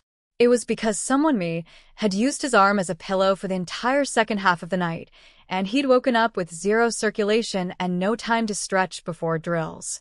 He was running on dead limbs and frustration. "I'm the weak one," Lu Huaijin snapped. "Come say that to my face. Let's go." Nothing like turning emotional baggage into competitive exercise. Meanwhile, I couldn't fall back asleep after that bugle, so I got up to cook egg fried rice, the king of simple meals. I pulled scallions from the garden, grabbed 6 eggs, and snuck out some pickled vegetables, rice, and ham sausage from my secret space. This era had canned meat, so nobody would question where it came from. The secret to great fried rice is heat control. I was generous with the oil and eggs. None of that sad, dry, 2-egg nonsense. After an hour of careful work, I had a pot of golden, fragrant perfection. I went to check on the kids. Lu Zhe was already awake, his little bun face set to serious mode, dressing his brother with the efficiency of a tiny military officer. "Auntie, we'll be ready soon," he reported. Looking at these two small humans, whole, healthy, safe, my voice went soft. "No rush. Take your time." Then I heard splashing in the yard. I walked out to find Lu Huaijin stripped down, dumping cold water on himself again. His tank top and pants were caked with mud from training. "Are you trying to catch pneumonia?" I grabbed a clean towel and threw it on his head, rubbing his hair dry. He bent down to let me reach. "How come you're up so early? Nothing else to do?" Couldn't sleep. His hair was so short and stiff it dried in about 3 rubs. I was about to toss him the towel to finish the rest himself when this man grabbed me by the waist, spun me around, and pressed me against the sad little tree in the yard. His wet body soaked through my shirt. I could see the situation developing through the wet fabric, and he could see mine. He looked at my lips and kissed me. And this wasn't a peck. This was a full military operation. Reconnaissance, engagement, advanced maneuvers. By the time he was done, I was literally hanging off him like a koala, breathing like I'd sprinted uphill. Then my brain caught up. We were in the yard. Outside. Where children live. Lu Zhe is awake. I shoved him. "Someone's going to see." He grinned, the audacity of this grin, and said, "Let me go change. Be right back." He walked away and I stood there, heart hammering, patting my own chest like I was trying to restart it. They say men are most enthusiastic in the morning. Confirmed. Very much confirmed. He'd been kissing me for approximately 30 seconds before I felt undeniable evidence pressing against me, and this man had the nerve to look completely casual about it, like it was just another Tuesday. I looked down at my soaked shirt. Everything was on display. Everything. Damn you, Lu Huaijin. Now, I had to go change again. By the time we both emerged in fresh clothes, Lu Zhe had already gotten his brother washed up in the yard. This child was more self-sufficient than most adults I'd known. Lu Huaijin set up the table. I brought out the rice. Bowl after bowl of golden egg fried rice, every grain coated in egg, scallions speckling the surface like confetti. The simplest ingredients, the most basic seasoning, but when you cook with love and an obscene amount of oil, magic happens. We sat down, 2 adults, 2 kids, 1 sad tree, and ate breakfast together. It felt like a family. A weird patchwork, thrown together by fate family. But a family. Lu Zhe was staring at that fried rice like it had personally saved his life. The kids only had spoons, 2 tiny ones, so I gave them 1 each while Lu Huaijin and I used chopsticks. These boys were shoveling rice into their mouths, cheeks puffed out like chipmunks hoarding for winter. It was adorable and slightly alarming. Eat slower, I reminded them, humming to myself. Lucia nodded obediently. His spoon's speed decreased by maybe 5%. Generous estimate. Lu Huaijin demolished his giant bowl and went back for seconds. This man eats like he's fueling a tank. When the kids were done, Lu Huaijin looked at Lu Zhe and said something I wasn't expecting. If you want, you and Yilin can call me an auntie, dad, and mom. Lu Zhe's little face went tight. I could see the gears grinding behind those eyes. If he said yes, he'd finally have a mom and dad, like the other kids. But they wouldn't be his real mom and dad. Uncle and Annie were good to them, but would having parents make the other kids play with them? Lu Yilin had no memory of their parents. He just looked at his brother for instructions, like always. 3 pairs of eyes locked onto this 4-year-old, waiting. The poor kid started sweating from his forehead. I squeezed Lu Huaijin's hand. Back off. The child was struggling, and pushing would only make it worse, especially since my dream showed their real father might come back someday. I grabbed a handkerchief and dabbed Lu Zhe's sweaty forehead. Lu Zhe, how about I walk you both to school today? His eyes lit up like I'd offered him a golden ticket. Other kids got dropped off by parents. He never had that. After breakfast, while Lu Huaijin cleaned up, I went inside and packed a strategy kit. I found a cute little tin box, originally for milk cookies, and loaded it with homemade snowflake crisps and honey pastries for my space. I tucked Lu Zhe's notebook, pencils, and the tin into a cloth bag, then took 1 boy in each hand. Lu Yilin squirmed at first, instinctively wanting to go to his brother instead. But then, and this killed me, he seemed to think about it, probably figured, well, she did feed me twice, and placed his tiny hand in mine. Lu Zhe's mouth curved up just slightly. His little chest puffed out. He was proud. Someone was walking them to school. Like real kids with real families. I didn't know the way, so Lu Zhe led us. This made him even more proud. He was the guide now. His short legs were pumping with purpose. On the walk, I laid out the rules of engagement. There are snacks in your bag. If you're hungry, eat some. If other kids want some and they ask nicely, you can share if you feel like it. If someone's rude about it, do whatever you want, and if anyone bullies you, tell the teacher first. Or come home and tell me. Lu Zhe looked up at me with those big eyes. Is telling okay? Isn't that tattling? Oh, this child. He'd been taught that asking for help was weakness. At 4. You're a kid, Lu Zhe. When someone hurts you, telling an adult isn't tattling, it's smart. Me and your uncle will always have your back. His hand tightened around mine. Here was my master plan. Kids are simple creatures. Most of them aren't genuinely evil. They're just followers. Get a few of them eating your snacks, and suddenly Lu Zhe has allies. Allies mean protection. Protection means that nightmare never happens. Snack diplomacy. The oldest trick in the book. We reached the daycare at the edge of the compound, and just as the boys were about to go in, I spotted a kid 5 or 6, stocky, confident, marching up to me with zero hesitation. Pretty auntie. Thank you for the cookies you gave us yesterday. I loved them. I blinked. Could it be? Are you Qiuqiu? He nodded enthusiastically. The universe had delivered my first recruit right to my doorstep. I called Lu Huaijin over and opened the tin box. Inside, honey pastries glistening with syrup, snowflake crisps dusted with powdered milk. I'd even pre-packed little wax paper sheets so Lu Huaijin could hand out portions easily. I wrapped up 2 pastries and 2 crisps for Qiuqiu, then leaned down and patted his shoulder. You're bigger than our Lu Huaijin. Can you protect him and his brother at daycare? Auntie will keep the treats coming. Qiuqiu's eyes went enormous staring at those sweets. He practically saluted. Don't you worry, auntie. Anyone who messes with them messes with me. And messes with my big brother Qiuqiu. He just pledged his entire family's military support in exchange for pastries. This is how empires are built. I glanced at Lu Huaijin. He seemed okay with this development, not embarrassed or upset. Good. I tucked the tin back in his bag. Head inside. I'll make that milk tea again for lunch. Lu Huaijin held my hand for one more second. Later I'd find out he was thinking that my hand felt just like his mother's. Except he couldn't remember her face anymore. His nose stung. He turned away so I wouldn't see. Inside the classroom, Qiuqiu lasted approximately 45 seconds before cramming a honey pastry into his mouth. He was trying to savor it, tiny little bites, eyes closed in ecstasy. But the scent traveled. Kids started gathering.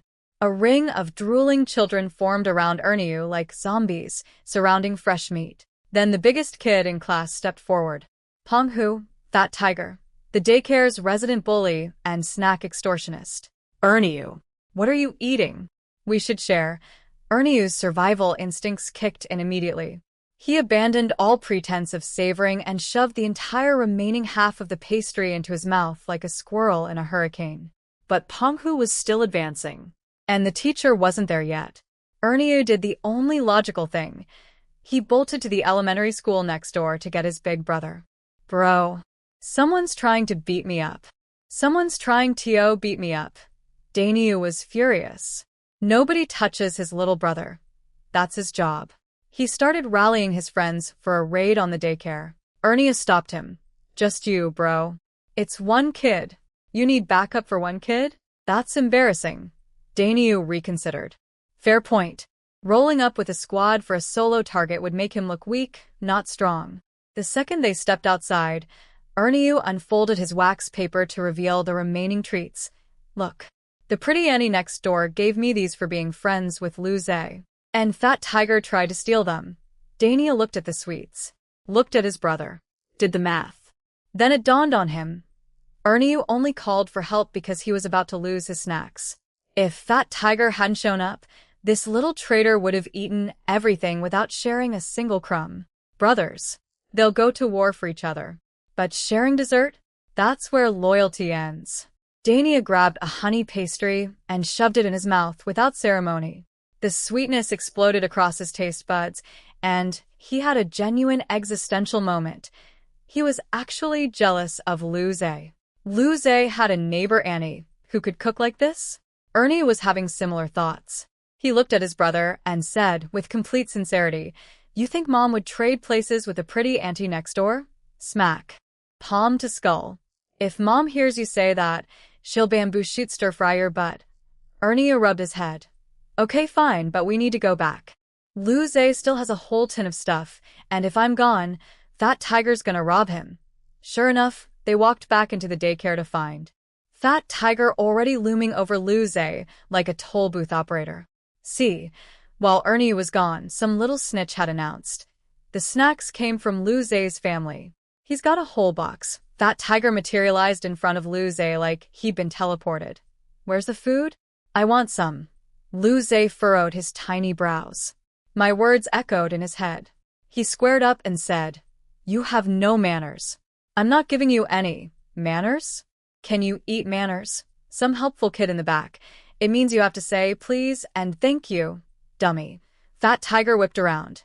Nobody asked you. Then Qiuqiu appeared behind Lu Huaijin like a guardian angel who'd recently eaten stolen pastries. He dropped a hand on Lu Huaijin's shoulder. Lu Zay's under MY protection now. You want to mess with him? Get through me first. That tiger looked up at Qiuqiu, 8 years old, a full head taller, and his bravado deflated like a punctured balloon. I wasn't gonna do anything. We're all friends here, right? Share and share alike. Lu Zay, quietly savage. We're not brothers. 4 Years old. And already dropping ice-cold one-liners. This kid was going to be terrifying when he grew up. The other children watched this entire power shift unfold and arrived at the same conclusion simultaneously. Being friends with Lu Zay equals snacks. A kid popped up immediately. Lu Zay. Hi, I'm Qiuqiu. Can we be friends? Lu Zay thought the name was funny. Qiuqiu literally means black pot. He reached into the tin, pulled out a snowflake crisp, and handed it over. Qiuqiu received it like a sacred artifact. From this day forward, you are my brother, my friend, my comrade. Then he crammed it in his mouth. Qiuqiu and Qiuqiu remembered they still had snowflake crisps. Out came the treats. The three of them sat there chewing while a circle of drooling children watched like it was a cooking show with no audience participation. Lu Huaijin tugged his brother's sleeve. He'd eaten a lot at breakfast, but apparently his stomach had a separate compartment for dessert. Lu Zay wrapped 2 honey pastries in wax paper for his brother and took one for himself. The aroma. Oh, the aroma. It was like weaponized deliciousness spreading through the classroom. Qiuqiu licked his lips and leaned over to Qiuqiu. The pretty Annie said she's sending something called milk tea at lunch. Qiuqiu was still processing the snowflake crisps flavor profile. Milk tea. Milk. There. Anything with milk in the name has got to be amazing. He paused. But we ate her food, so we gotta do the job. Protect the kids.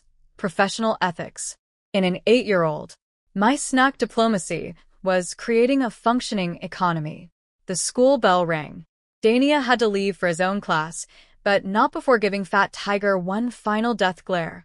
If you touch my brother or Lu Zay, I will personally rearrange your face. Then he sprinted out. With the alpha gone, the remaining kids could no longer resist. One by one, they approached Lu Zay like subjects approaching a tiny king. The best part? Lu Huaijin was doing quality control. Each kid who came up, the little brother would stare at them with his round eyes. Kids who'd never said mean things about him? He'd nod. The ones who'd called him names? Nothing. Lu Zay figured out the system. Nod from brother equals snack. No iguala no es snack. Lu Huaijin had become the world's smallest, most silent bouncer. After 5 or 6 handouts, Lu Zay started doing the math and got protective of his supply. These were from Auntie. They were special. And they probably weren't cheap. He clamped the tin shut. That's all for today. The rest is for me and my brother. The kids still in line protested. Why do they get some and we don't? Lu Zay turned to his new allies with the calm energy of a mob boss. They're asking why I gave to you, and not them. You want to explain? The kids who'd just received treats stood up, mouths still full, loyalty blazing. You got a problem? We're Lu Zay's friends now. Are you? The bell rang for class. The have-nots slunk back to their seats, each one making a silent bow. Next time Lu Zay opens that tin, I am first in line. No one is cutting ahead of me. First class was outdoor play. Eagle catches chicks and drop the handkerchief. For the first time, kids were actually fighting over who got to be on Lu Zay's team. Not just Qiuqiu, but kids who hadn't eaten a single crumb yet. They were investing in futures. Lu Zay frowned at all the sudden friendliness. Where were these people yesterday? But he took his brother and went with Qiuqiu, the one ally who'd proven himself before the snacks even appeared. Smart kid. Loyal to the original investor.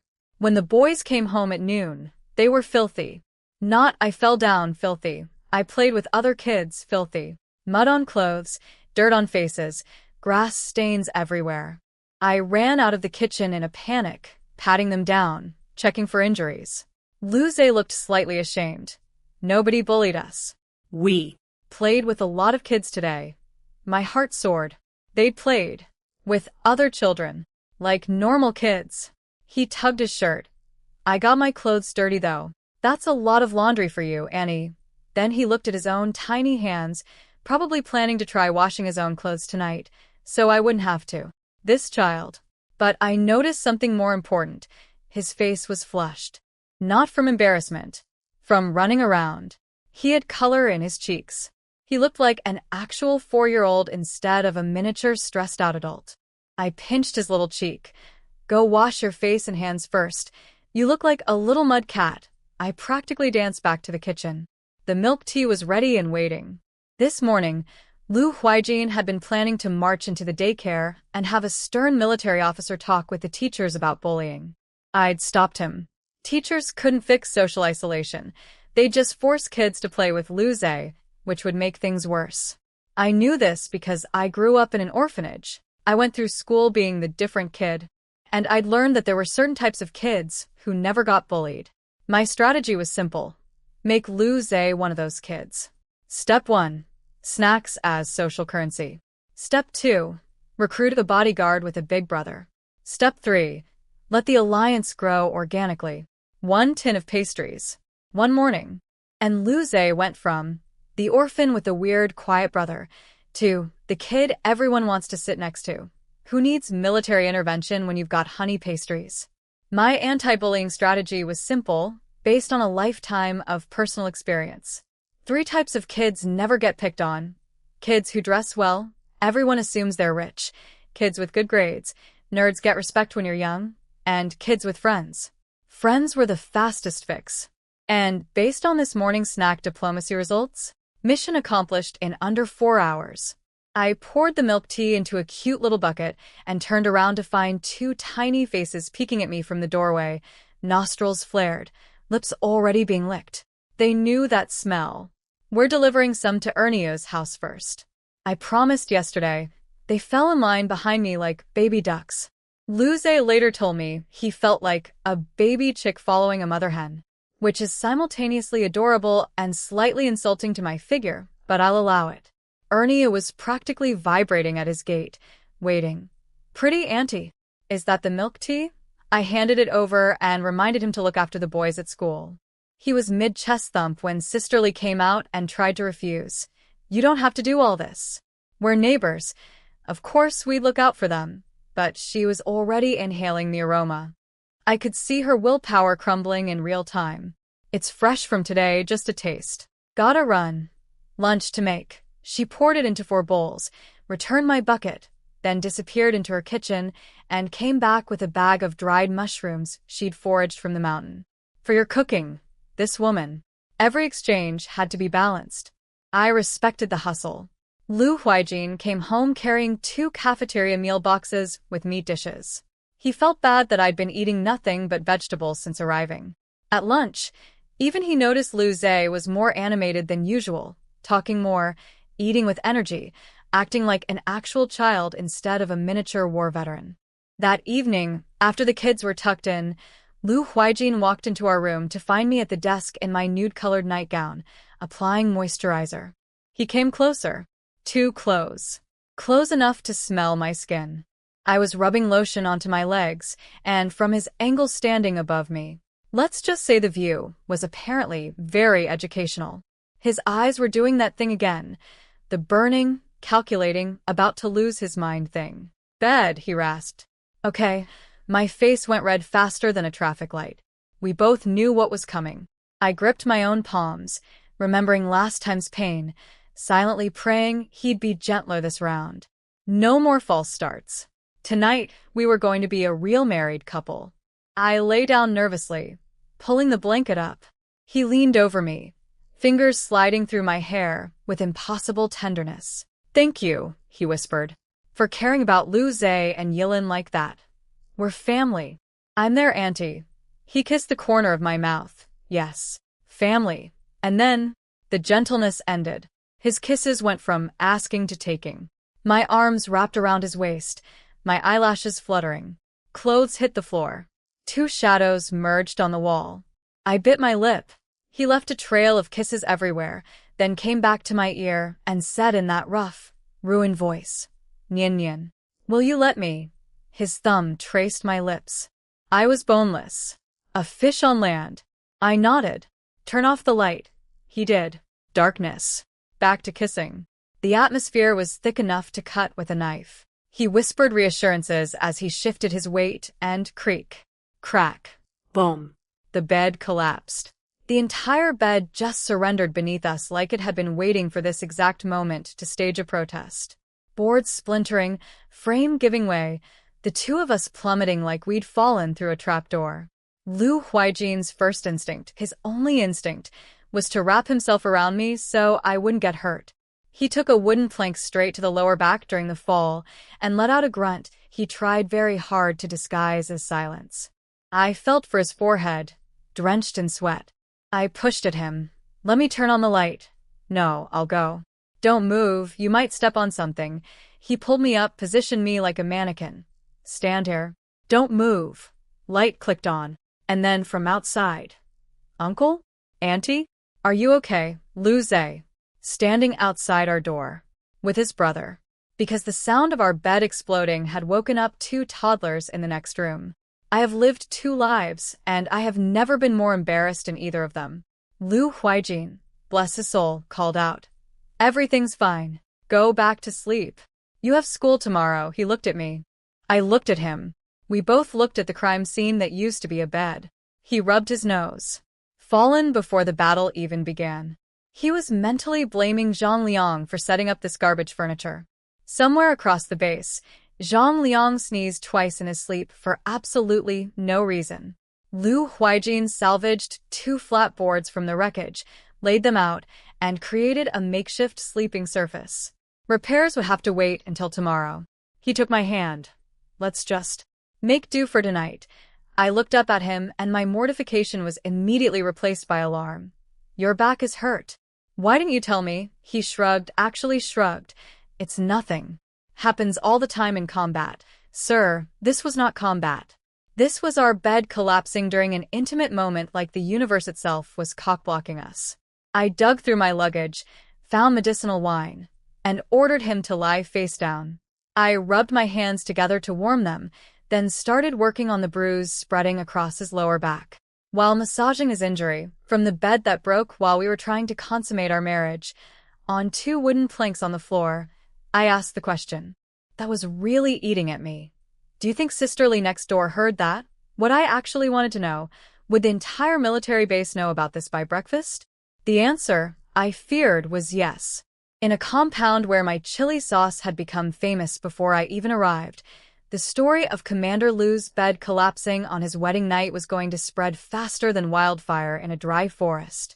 Somewhere in the darkness, the sad little tree in our yard swayed in the wind, as if shaking its head at us. 2 lives. 2 entire lifetimes of dignity. Gone in one boom. Lu Huaijin heard my question about Sisterly hearing us, and his brow furrowed even harder. The walls weren't that thin.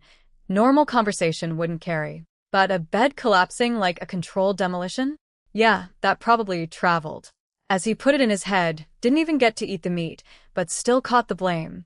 My soft hands were still rubbing medicinal wine into his back, fingers pressing warmth into his bruised skin. I could feel him getting restless under my touch, and not from the pain.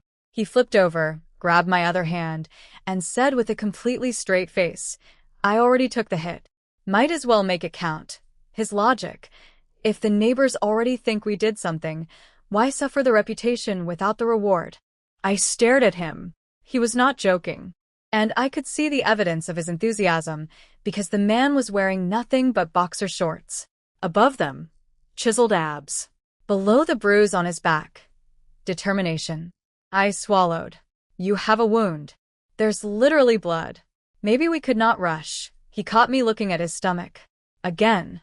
He'd apparently noticed that I had a weakness for his abs. Every single time, my eyes would drift there for a second too long. He grabbed my hand and started pulling it toward his body. My brain short-circuited. Was he asking me to help him? Like, manually? I mean, this was attempt number 3. At this rate, the poor man was going to develop a complex. And honestly, if this kept failing, it was my future happiness at stake too. I closed my eyes. My resisting hand stopped resisting. But then he just placed my palm flat on his abs. Just on the abs. That's it. He looked at me with those burning eyes. In the chaos of the bed collapse, neither of us had gotten fully dressed again.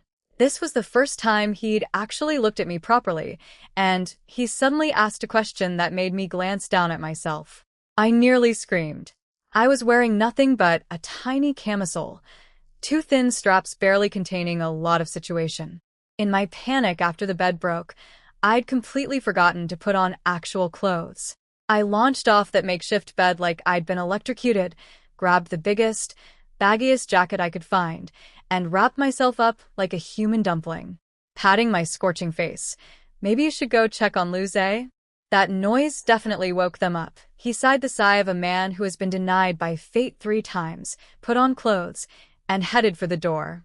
But before closing it, he looked at the ruined bed one more time. His fist clenched. Next time. No matter what. Even on the floor. He found Lu in bed with trembling eyelashes, the universal sign of a child pretending to sleep.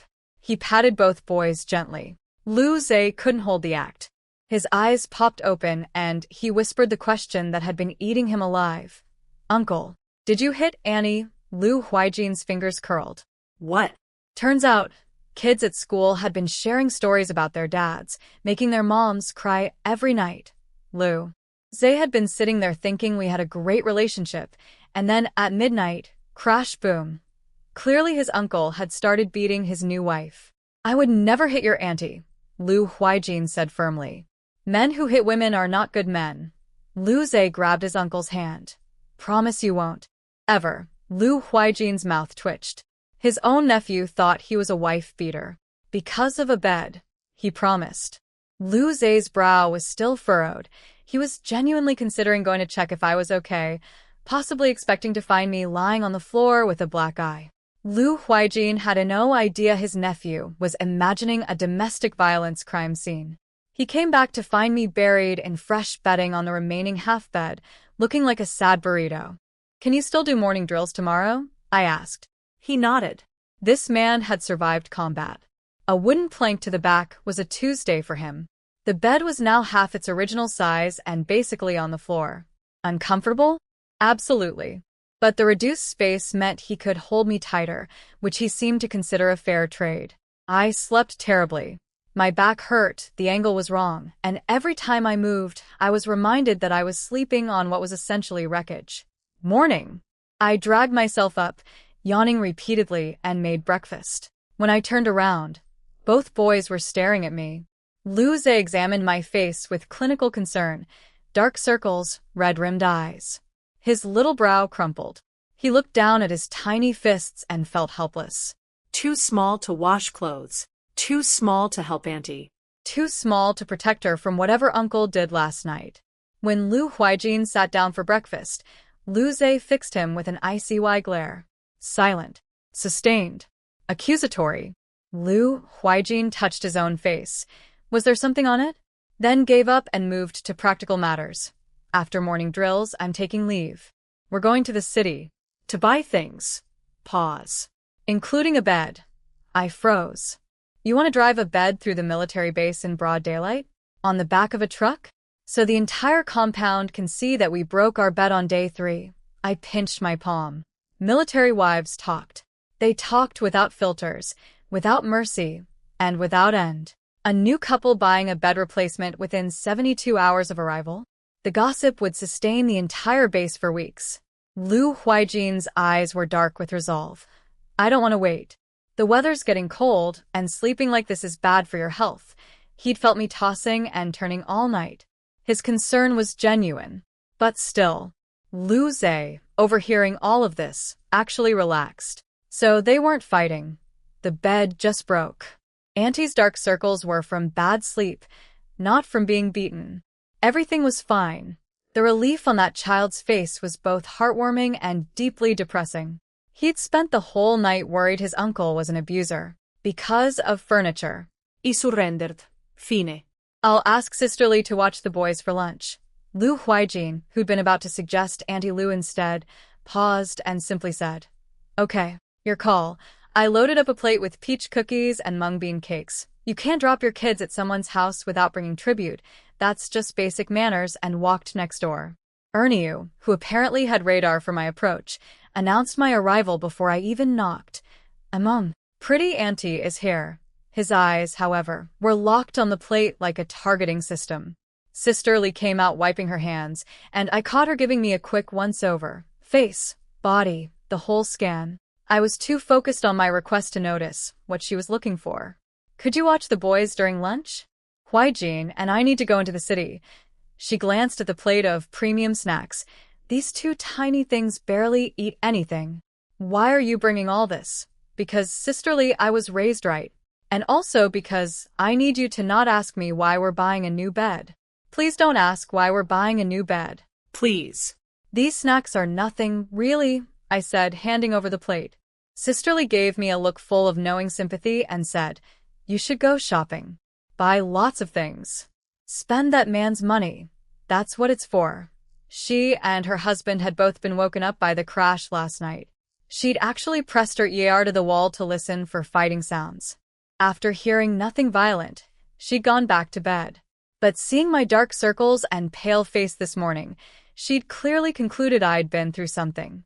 She just wasn't sure what. I caught the weird energy, but didn't question it. You're right, sister. I'll go drop the kids at school first. No snack tin today. I couldn't have Lu rolling up to daycare like a vending machine every single day. The other kids would get dependent, and Lu would become the friend you only like for his food. Today he'd have to survive on his own social skills, which, based on yesterday's results, were apparently developing nicely. He walked in with Qiuqiu like they'd been boys for years. Meanwhile, at drills, Lu Huaijin asked Zhang Liang to cover for him during the city trip. Zhang Liang's eyes lit up. Sure. That's another meal you owe me. You're still on about that? Go find your own wife to cook for you. Great idea, bro. I want one exactly like yours. Pretty, great cook. Does she have any sisters? Lu Huaijin thought about my sister Su Ruhua for half a second. Then he thought about Zhang Liang wanting someone like me, and a wave of irrational annoyance washed over him. A toad wanting swan meat, Zhang Liang spluttered. You're one to talk. The regiment flower threw herself at you, and you didn't even blink. Stop spreading nonsense. I don't even know who the regiment flower is. Bro, Jiang Xinxin. Ring a bell. The surname, Jiang, as in Auntie Zhou's husband's surname, triggered a faint memory. I've met her maybe 3 times. You're literally with me 24/7. You know there's nothing there. Zhang Liang's eyes drifted to the scratch marks on Lu Huaijin's neck and smirked. Clearly, I don't know everything. Married life seems vigorous. He was starting to suspect my cooking invitation kept getting delayed because Lu Huaijin was keeping me too exhausted to host. Lu Huaijin's face went arctic. Zhang Liang backpedaled fast. Just a heads up though, the regiment flower is coming back from her performance tour next week. Be careful she doesn't cause problems with sister-in-law. Not my problem. Back home, I was having my own crisis. What to wear? This was technically our first outing together. A date. In a city. I wanted to look nice. I tore through 3 outfits before settling on a white button-up blouse with a lake blue skirt. Fitted just enough to remind him what he was married to without being scandalous. Lu Huaijin pulled up, saw me, and went still. White blouse. Tiny waist. The skirt hugging curves he'd recently been very up close and personal with. He knew what was underneath all that fabric, and that knowledge was clearly short-circuiting his processor. His atoms apple-bobbed once. That bed is getting bought today. Non negotiable. I climbed in, noticed his expression looked intense, borderline unhinged. I fell asleep on the drive because motion sickness waits for no woman. We ate in the city, then hit the department store. 2 thermoses, some stools, but no bed. Every store, no bed. I sighed. Maybe we should just have one built back at base. Lu Huaijin vetoed this with the energy of a man who has been denied 3 consecutive nights. Furniture factory. Now, we found a bed at the factory. And a sofa for the living room. When Lu Huaijin pulled out a thick stack of bills, I physically felt my wallet crying. That sofa cost more than I expected anything in this era to cost. But he didn't blink. The man was on a mission. Back at base, Sister Lee was feeding the boys lunch. She'd gone all out. Extra oil, a bit of cured pork, 3 proper dishes. Then she brought out my pastries for dessert. Dainiu and Ernia cheered. Those peach cookies were crumblier and more fragrant than anything they'd ever had. I clearly didn't skimp on butter. Then Sister Lee deployed her interrogation strategy. Target, Lucia. Objective: determine if Lu Huaijin was beating his wife. Lu Zhe, these snacks your auntie makes are delicious, right? Ernie shot his mom. Hey, DUH, look from across the table. Lucia nodded. Your auntie is nice to you. Nod. And does your uncle treat your auntie well? Lu Zhe's face scrunched. How would he know? He wasn't his uncle. This was above his pay grade. Sister Lee saw that conflicted expression, and her heart sank. The kid couldn't even bring himself to defend his uncle. This was bad. Do they fight? Her husband finally cut in. Why are you interrogating a child? Mind your business. She'd heard rumors about the regiment flower. What if Lu Huaijin didn't actually want this arranged marriage? What if he was taking it out on me? Lu Zhe. They don't fight. I've never heard them argue. Sister Lee went in for the kill. Then what was that huge crashing sound last night? Lu Zhe puffed up his cheeks with the confidence of a boy who finally had an answer. Oh, I know that one. Uncle and Auntie's bed collapsed. Sister Lee froze. Her husband choked on his peach cookie so hard a chunk hit the floor. All that worry, all that ear pressed to the wall surveillance, all that concern about domestic violence. And the truth was that we'd been so enthusiastic that we'd destroyed the furniture. Sister Lee's husband was already mentally composing the story he'd tell at the barracks. She could see it in his eyes. She collected herself with the poise of a woman who has seen everything. Eat your lunch. We rolled back into the compound like a parade float. The pickup truck was loaded, bed frame sticking up, sofa strapped down, bags of groceries and supplies piled around them. White lime for the walls. Meat. Vegetables. Everything. In an era where most people had their beds delivered by ox cart, we pulled up in a military pickup truck with an entire furniture showroom on the back. Every military wife within visual range materialized at her doorstep. I could feel the gossip forming in real time, like storm clouds gathering. Is that Commander Lu? Yeah, and that's his new wife in the passenger seat. She is pretty. Is that a bed on the truck? Pause. They didn't break the bed on night 3, did they? I wanted to slide under the dashboard and never emerge. This was going to be the story that defined me on this base. Not my cooking. Not my chili sauce diplomacy. Not my snack-based child protection program. Su Nyen, the woman whose husband broke the bed. On day 3, I was going to need a lot more chili sauce to recover from this. Apparently bed breaking wasn't even rare in this compound. Most officers were away on missions for months, and when they came back, well, let's just say old furniture didn't stand a chance against pent-up military enthusiasm. Commander Lu seems to treat his wife pretty well. Next week should be interesting, though. Someone murmured. Cryptic. Ominous. I filed that away for later. Sister Lee came outside to watch our truck parade, saw the bed and sofa strapped to the back, and her melon seeds stopped mid-crack. All that worry, all that wall listening, all that interrogating a 4-year-old about domestic violence. And the truth was that we couldn't even wait one day to replace the bed. She'd been concerned about my well-being when the real issue was that my husband was too enthusiastic, not too violent. She sidled up to me with the confidence of a woman about to deliver unsolicited wisdom. Heard you two collapse the bed last night?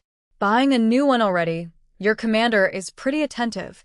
My face went from porcelain to peony in 0.3 seconds. How do you know about that? She gave me a look that said, girl, please. I live next door.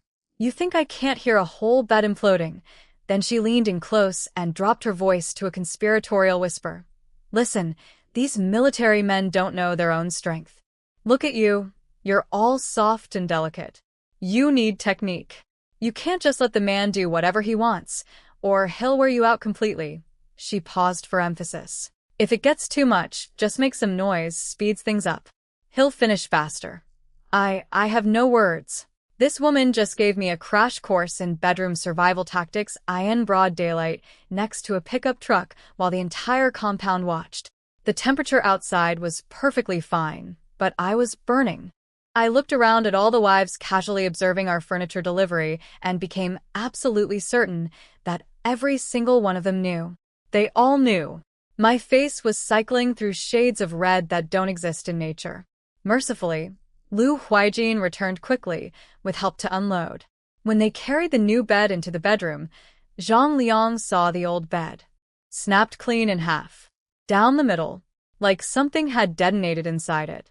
He immediately tried to give Lu Huaijin a thumbs up. Dude, you're not recovered. You're too recovered. You broke the whole bed. Then, eyeing me through the doorway. Go easy, bro's sister-in-law is built like a flower stem. Lu Huaijin's expression went from slightly smug to glacial. Say one more word like that, and you're not eating here. Ever. Something about anyone commenting on my body made him feel like I was being disrespected, protective to the point of irrationality. Over a bed joke. Zhang Liang zipped his mouth shut instantly. Food was at stake, and Zhang Liang had priorities. I'll stop. Say no more. This man would sell his dignity for a home-cooked meal. Respect. They tossed the crime scene bed into the yard, set up the new furniture, and I went to the kitchen. When they finished, I brought out tea and a plate of mung bean cakes to tide them over. Zhang Liang bit into a mung bean cake, and his eyes changed. The shell was flaky and crumbly, the filling smooth and cool. He wasn't even a dessert person, but this thing was doing something to him on a spiritual level. 2 cakes in, a sip of tea, and he was practically glowing. Sister-in-law, your pastries and your tea are incredible. Marrying him was a waste of your talent. Lu Huaijin set down his teacup with dangerous calm. And who wouldn't be a waste? Well, obviously someone like me who knows how to make a woman happy. You've been single your entire life and you're claiming you can make women happy. That's because I haven't tried yet. Then the smell hit, drifting in from the kitchen like a siren song. Zhang Liang's nose twitched. That's braised pork. His stomach growled audibly. He looked down at the remaining mung bean cake in his hand, then toward the kitchen, and made a strategic calculation. If he filled up on dessert now, there'd be no room for meat later. The cake was gently set down. Priorities. Lu Zhe came bouncing home with his brother, having heard from other kids that a big truck was parked at their house. He smelled the meat from the gate, and his little legs moved faster. I caught them peeking around the kitchen doorframe, their signature move, and called out, "Wash your hands. Dinner time." I'd gone all out. Multiple dishes, each one plated like a restaurant. Lu Huaijin was carrying plates to the table, and even he paused. Since when did home cooking have garnishes? Zhang Liang nearly fell off his chair. Just looking at this hits 2 out of 3. Color and aroma. Haven't even tasted it. I used clean chopsticks to place a piece of braised pork on his plate. Try this. It's my signature dish. He ate it in one bite. The meat was so tender it dissolved on contact, glazed and glistening, rich without being greasy. Color, aroma, flavor. All 3. Perfect score. I smiled. Eat as much as you want. He didn't need to be told twice. The man was inhaling food. But I noticed Lu Huaijin's eyes go dark. He pushed his rice bowl forward with a subtle pout. I hadn't served him any food with my chopsticks. I'd served the guest first. The audacity. The betrayal. He was mentally drafting a policy to limit Zhang Liang's future dinner invitations. I was too busy eating to notice until I glanced up and caught his face looking like someone had stolen his parking spot. What's wrong? This grown military commander, this battle-hardened warrior, pointed at the tiny milk-flavored buns on Lu Zhe's plate and said, "I want those." My eyes went wide. This man, this 6-foot wall of muscle, was jealous of a toddler's buns? He wasn't jealous of the buns. He wanted me to serve him with them white chopsticks, like I'd done for Zhang Liang. He wanted the gesture, the attention, the "here I picked this for you" moment. This giant baby. I picked up a few milk buns with my chopsticks and placed them in his bowl. "If you want more, just say so." His mouth curved up. Satisfaction achieved. And I realized he'd noticed I'd used MY chopsticks. The ones that had touched MY mouth. The indirect kiss thing again. Zhang Liang watched this entire exchange with growing confusion. The serving platter was right there. Lu Huaijin's arms were plenty long enough to reach. Why was he making his wife? Oh, Commander Lu was that kind of husband. The kind who'd let his food get cold waiting for his wife to personally hand-feed him, not because he couldn't reach, but because he wanted to feel special. Zhang Liang looked down at his own perfectly adequate, self-served braised pork, and for the first time in his single life, felt genuinely lonely. Zhang Liang sensed something was off at the table, but one icy glance from Lu Huaijin sent him face-first back into his rice bowl. Nothing matters more than dinner. Nothing. I turned to the kids. How was daycare today? Lu Zhe swallowed his chipmunk-sized mouthful and said, It was good. We ate lunch at Ernie's house. Then, worried he sounded too brief, this precious child decided to elaborate. We ate the pastries Auntie left too. Auntie Lee was really concerned about Auntie, so I told them that Uncle and Auntie's bed collapsed last night. He was proud of this.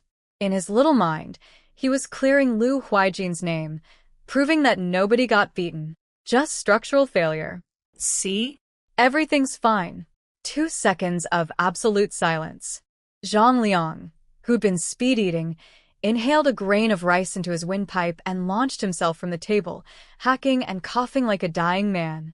So that's why Sister Lee had given me the bedroom survival tutorial earlier. She'd gotten a full briefing from a 4-year OLD. I kept my head down. My ears were generating enough heat to cook another batch of braised pork. Lu Huaijin bit down on his back teeth. My own nephew.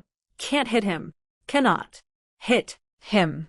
Lu Zhe noticed the silence and asked in a tiny voice, Did I say something wrong? I gripped my chopsticks. He was sensitive and he was just being honest.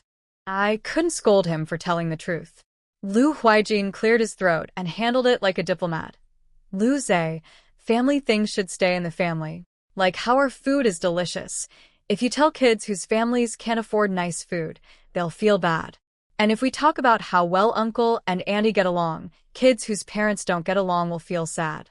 Understand?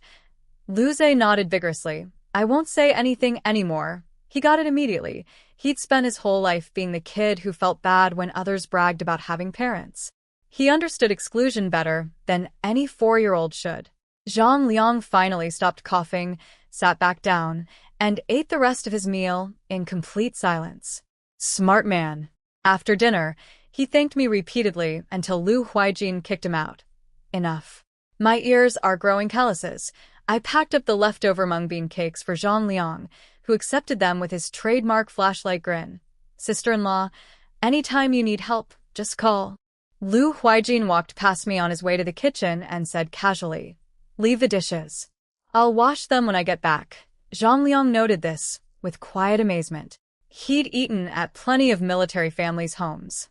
Lu Huaijin was the first husband who voluntarily did dishes. Then Lu Huaijin smoothly engineered Zhang Liang into returning the truck for him. I have things to do tonight, and Zhang Liang, bless his oblivious soul, only realized halfway to the motor pool that he'd been played. Then he slapped his own head. Come on, Zhang Liang. It's a small favor. Don't be petty about your brother. Your brother, who just conned you into doing his errands so he could have his evening free. 4 reasons. Dusk was settling. Lu Huaijin leaned down and said, I'll heat water. Bath. I thought about why he'd bought that bed with such urgency today. I bit the inside of my cheek. Nodded. He went to heat water. I want to put fresh sheets on the new bed. Our 4th set of bedding in less than a week. At this rate, I'd need to start a linen factory. Then came the crisis. What to wear? This was happening tonight. For real this time. No interrupting nephews, no collapsing furniture. God please. No backing out. I needed armor, a costume, a surrender flag. He finished preparing everything, even washed out the new wooden bathtub and knocked on the door. Nian Nian, bath's ready. I grabbed my clothes and bolted. Same arrangement as before, me inside, him outside. He showered fast with cold water. This man's relationship with cold water was starting to concern me. Dried off, and stood by the kitchen door, looking up at the moon. Full moon. Round. He thought it was a good night to complete something round. We'd been married for days now. The man had earned this moon. Inside, I was scrubbing myself raw. Every important area got extra attention until my skin was pink. Deep breath. Towel-dry hair. Then, I put on what I'd selected, my battle outfit. Va paint. The final boss costume. I stepped out wearing a long nude-colored coat buttoned up to the neck, wrapped around me like I was smuggling state secrets. He touched my hand. Cold, I nodded. He scooped me up. Carried me like I weighed nothing. The night air was cool on my damp skin, but his body was a furnace. My hands had nowhere to go except his bare chest, and apparently my cold fingers on his hot skin were doing things to him, because his stride got longer. Into the bedroom. Onto the new bed. He grabbed a dry towel and started rubbing my hair, still wet, thick, refusing to cooperate. I sat there obediently, head bowed, letting him work. My coat had shifted when I sat down. The loose collar gaped open, revealing territory. His throat bobbed. He gave my hair 2 more distracted rubs, decided dry enough, and turned around. Click. Door locked. My whole body flinched. My hand found the bedsheet and grabbed on. He poured me a glass of water. Drink. I stared at it. Why was he hydrating me? Was this tactical? Was there a reason I'd need fluids? He literally just thought I'd be thirsty after a bath. This man was being nice, and my brain turned it into foreshadowing. I took small sips, and the instant I set that glass down, pounced. He was on me. The kiss was fierce, immediate, no warm-up this time. He pinned my wrists above my head with one hand. The other hand was busy removing my coat, which hit the floor in approximately 2 seconds. Then he froze. Under the coat, I was wearing something with a cutout design, lace-adjacent, strategically transparent, showing skin like a game of peekaboo that nobody was losing. He didn't understand what it was, fashion-wise, but he understood that it was the most beautiful thing he'd ever seen. More clothes joined the coat on the floor. I had never been kissed like this in either of my lives. My head was spinning, vision blurring, lungs forgetting their one job. When he finally paused to whisper in my ear, I gasped for air like a drowning person breaking the surface. He said, "You're so beautiful." Something warm and electric rushed through me, and then it felt like someone took an EXE and split me in half. So, the novels lied. Every single romance novel that described this moment as waves of pleasure and melting into ecstasy, lies. All lies. This was not melting. This was being cleaved, like firewood, by a man who apparently had no concept of the size differential between us. But you know what? It happened. Finally. On a brand new bed that did not collapse. Under a full moon. In a military compound where everyone already thought we'd done it 3 days ago. Better late than never. Even if better is a very generous word for how it felt. Pain. Everywhere. Half my face was buried in the pillow, like I was trying to suffocate myself out of this reality. My fingernails were embedded in Lu Huaijin's waist, so deep I probably drew blood. Unlike last time, he did not stop. He just kept kissing my face, whispering sweet things, as if gentle words could compensate for what was happening below the equator. His forehead was dripping sweat. And here's the thing, he wasn't having a great time either. This was new for both of us. A strange, overwhelming, frankly confusing cocktail of sensation. Meanwhile, my terrified brain was doing math. In every novel I'd ever read, this went on for an entire night. Hours. Hours of this. I looked at the clock. I looked at the ceiling. I looked into the abyss. How was I supposed to survive until morning? My face went white with genuine fear. Time crawled. Every second felt like a century. And then Lu Huaijin made a sound. A single, strained grunt. And everything stopped. My fingers trembled. Wait. Wait. It was over? I mean, it hurt like being split by lightning, yes, but hadn't that been approximately 1 minute? Lu Huaijin's entire body went rigid. Not in a good way. In a, my soul has left my body and I need it back immediately way. See military guys talk. In the barracks, in the mess hall, during downtime, they brag. Oh, I go for 2 hours easy. My wife can barely walk the next day. Everyone inflates their numbers like it's a fishing story. Lu Huaijin had heard all of these tales. And he had just clocked in at approximately 60 seconds. The silence in that room could have crushed diamonds. I pressed my lips together. What was I supposed to say? Great job. That was efficient? Every possible sentence was a landmine. A man's ego after this kind of thing is like a soap bubble. One wrong breath, and it's gone forever. I thought about how in novels, the male lead always performs like an Olympic athlete. Then, I thought about how I was a cannon fodder character and Lu Huaijin was destined to die alone in the original story. Two rejects. A perfect match, honestly. I sighed softly and wiped the sweat from his forehead. It's okay. I don't mind. The room got colder. Oh no. That was wrong. That was the wrong thing to say. I don't mind is the verbal equivalent of a participation trophy. I might as well have patted his head and said, "You tried your best, champ." I shut my mouth. Lu Huaijin rolled to the side. He saw the tears still running down my face and wiped them with his thumb. Why are you crying? Why am I crying? Because I just experienced what felt like medieval torture for 60 seconds, and now I'm lying next to a man whose masculine pride has been nuked from orbit, and I don't know which of us is more miserable. But what I actually whispered was, "It hurt." He looked down at the sheets. The evidence of my first time was extensive. A lot of red. His fists clenched. He'd put her through all that pain, and she didn't even get to enjoy any of it. He picked me up and I panicked. Was he going for round 2? Was he trying to prove something? I could not survive a sequel right now, even a 60-second one. I bit my lip and pleaded. Tomorrow night. We can try tomorrow night. I was terrified he'd push through his embarrassment at my expense. Lu Huaijin set me on the chair and grabbed a clean towel. I'm just cleaning up. Relax. Oh, okay. I nodded, relieved, and watched him change the sheets, again, our 5th set this week, and carry me back to bed. He wanted to try again. I could feel it in the tension of his body. But he looked at my pale face and the injuries I'd sustained and held back. The shame, though. It was radiating off him like heat from a furnace. He couldn't let it go. Finally, he said in a carefully controlled voice, "That was an accident." My eyelashes fluttered like hummingbird wings. I nodded so fast my head nearly fell off. An accident. Totally. I believe you. 100%.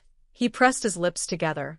Even he didn't believe it sounded convincing. He pulled me into his arms. I flinched. Instinctive self-preservation.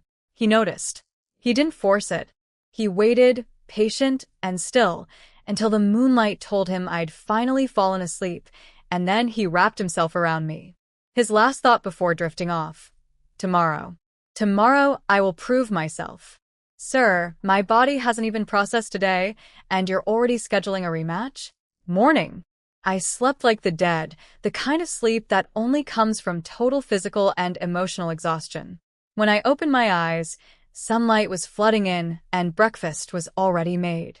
Lu Huaijin had even set out a basin of warm water for me, and apparently changed my clothes while I was unconscious. I was now wearing a loose, comfortable nightgown I definitely hadn't put on myself. I rubbed my eyes and swung my legs off the bed, completely forgetting the events of last night. Reality reminded me instantly. The second my feet hit the floor, a bolt of searing pain shot through me so hard I yelped and nearly face-planted. Lu Huaijin caught me with soldier reflexes. As I gripped his arm for support, a poetic thought drifted through my mind. A strong tree doesn't guarantee big fruit. And even if the fruit is big, it doesn't mean it tastes good. I was still deep in this philosophical reverie when he pulled something from his pocket. A tube of ointment. Let me apply this for you. I blinked, looked at the tube, thought about where that ointment needed to go. That's not. I can't let you, even after what we'd done. Having him medically treat that area in broad daylight was a bridge too far. Last night, I was exhausted enough to let him change my clothes, but daytime ointment application? My dignity had limits. He looked slightly embarrassed himself, but argued, "You can't see down there. What if you hurt yourself worse?" "I won't." He paused, then handed me the tube. "Fine. Do it inside. I'll wait at the door. Call if you need me." I closed the door, washed my hands, and assessed the damage. It was. Yeah. I decided to use both the ointment and some of my secret spiritual spring water. Double therapy. Maximum healing. The combination was cold. An involuntary squeak escaped my lips. Outside the door, Lu Huaijin tensed. Should he go in? He listened more carefully, decided it wasn't a distress sound, and stayed put. After treatment, I actually did feel better. I also noticed the constellation of marks all over my body, his personal art gallery, and applied ointment to those too. I grabbed my toothbrush and opened the door. He was right there. Better, much better. Then a thought. Where did you even get that ointment? You didn't go to a doctor and tell them what it was for, did you? He went quiet.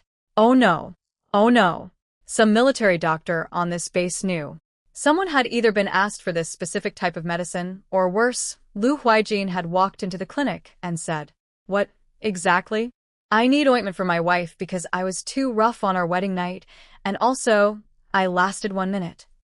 The gossip potential was catastrophic. Bed collapse, known to the entire compound. Replacement bed, arrived by military truck for all to see. Medical ointment, acquired from base clinic. At this rate, my entire intimate life would be public record before the week was out. They could file it in the military archives. Future historians would study it. I closed my eyes and accepted my fate. This was my life now. The woman with the broken bed, the 60-second husband, and the ointment. At least the cooking was good.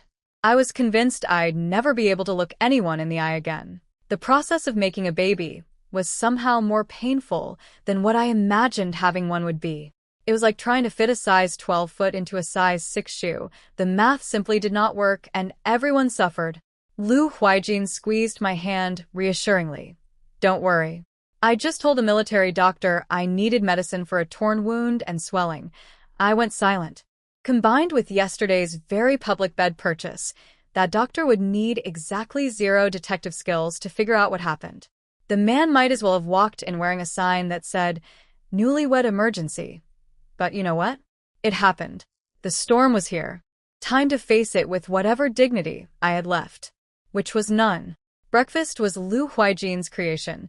Boiled eggs, millet porridge, scrambled tomato eggs, and stir-fried greens. Simple, but the man was trying. I appreciated the effort. Lu Zhe announced with his little chest puffed out. Annie doesn't need to walk us to school today. We used to go by ourselves, and now we can go with Qiuqiu. Uncle said Annie was very tired from being busy all day yesterday. My spoon froze halfway to my mouth. Busy all day. He said I was busy. All day. Kid, it was 1 minute. Your uncle is giving me way too much credit. Lu Huaijin cleared his throat. Less talking during meals. Yeah, less talking. Please. I decided to rest at home all morning. Swelling needs time, people. I dragged a lounge chair into the yard, set up a little side table with tea and snacks, and basked in the sunshine like a retired empress. Then I remembered my secret space. I'd barely peeked in there recently. When was the last time I checked on everything? I slipped inside the house, made sure no one was around, and entered my space. The baby pigs from before? Now there were dozens. Rabbits had multiplied like, well, rabbits. Chickens everywhere. All staying in their designated areas like well-behaved prisoners. Their droppings were being magically absorbed by the space itself. Self-cleaning livestock? Incredible. Neat stacks of eggs were piled up like edible gold bars. Then I looked up and nearly had a heart attack. There was a villa. A full 3-story villa had materialized out of nowhere in my magical farming dimension. I sprinted to check on Grandpa's treasure chests, 2 boxes of heirloom jade bracelets, imperial-grade jadeite, and solid gold bars. If the space had absorbed those, I would have committed crimes. They were fine. Untouched. Every piece of jade. Every gold bar. Exactly where I'd left them. Any single item in those boxes could be a family heirloom for generations. So, if nothing was absorbed, why was there suddenly a mansion? I pushed open the grand doors. Thick carpet on the floor. Barefoot luxury. But inside? Nothing. Nothing. Empty on every floor. 3 stories of absolutely gorgeous nothing. Like a billionaire's house before the furniture delivery. I stood in the empty villa, retracing yesterday's events. The villa wasn't here before last night. What happened last night that was different from every other night? The one thing that happened.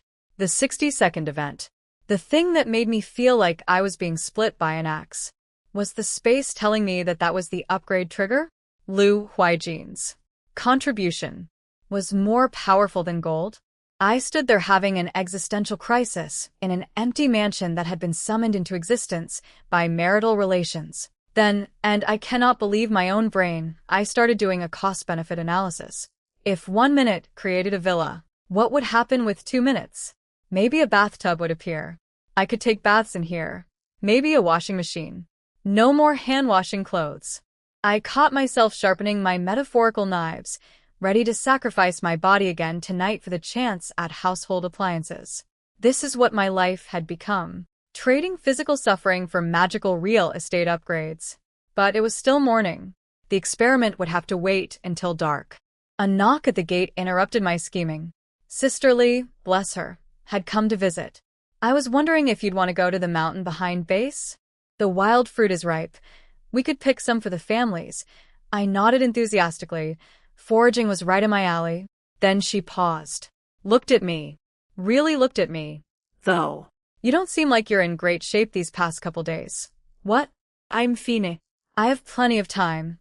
She sipped her tea, and even SHE noticed it tasted better than her own, because everything in my house was secretly enhanced by spiritual spring water, then said, very carefully, it's just, your walk seems a little off. Maybe we should wait a few days.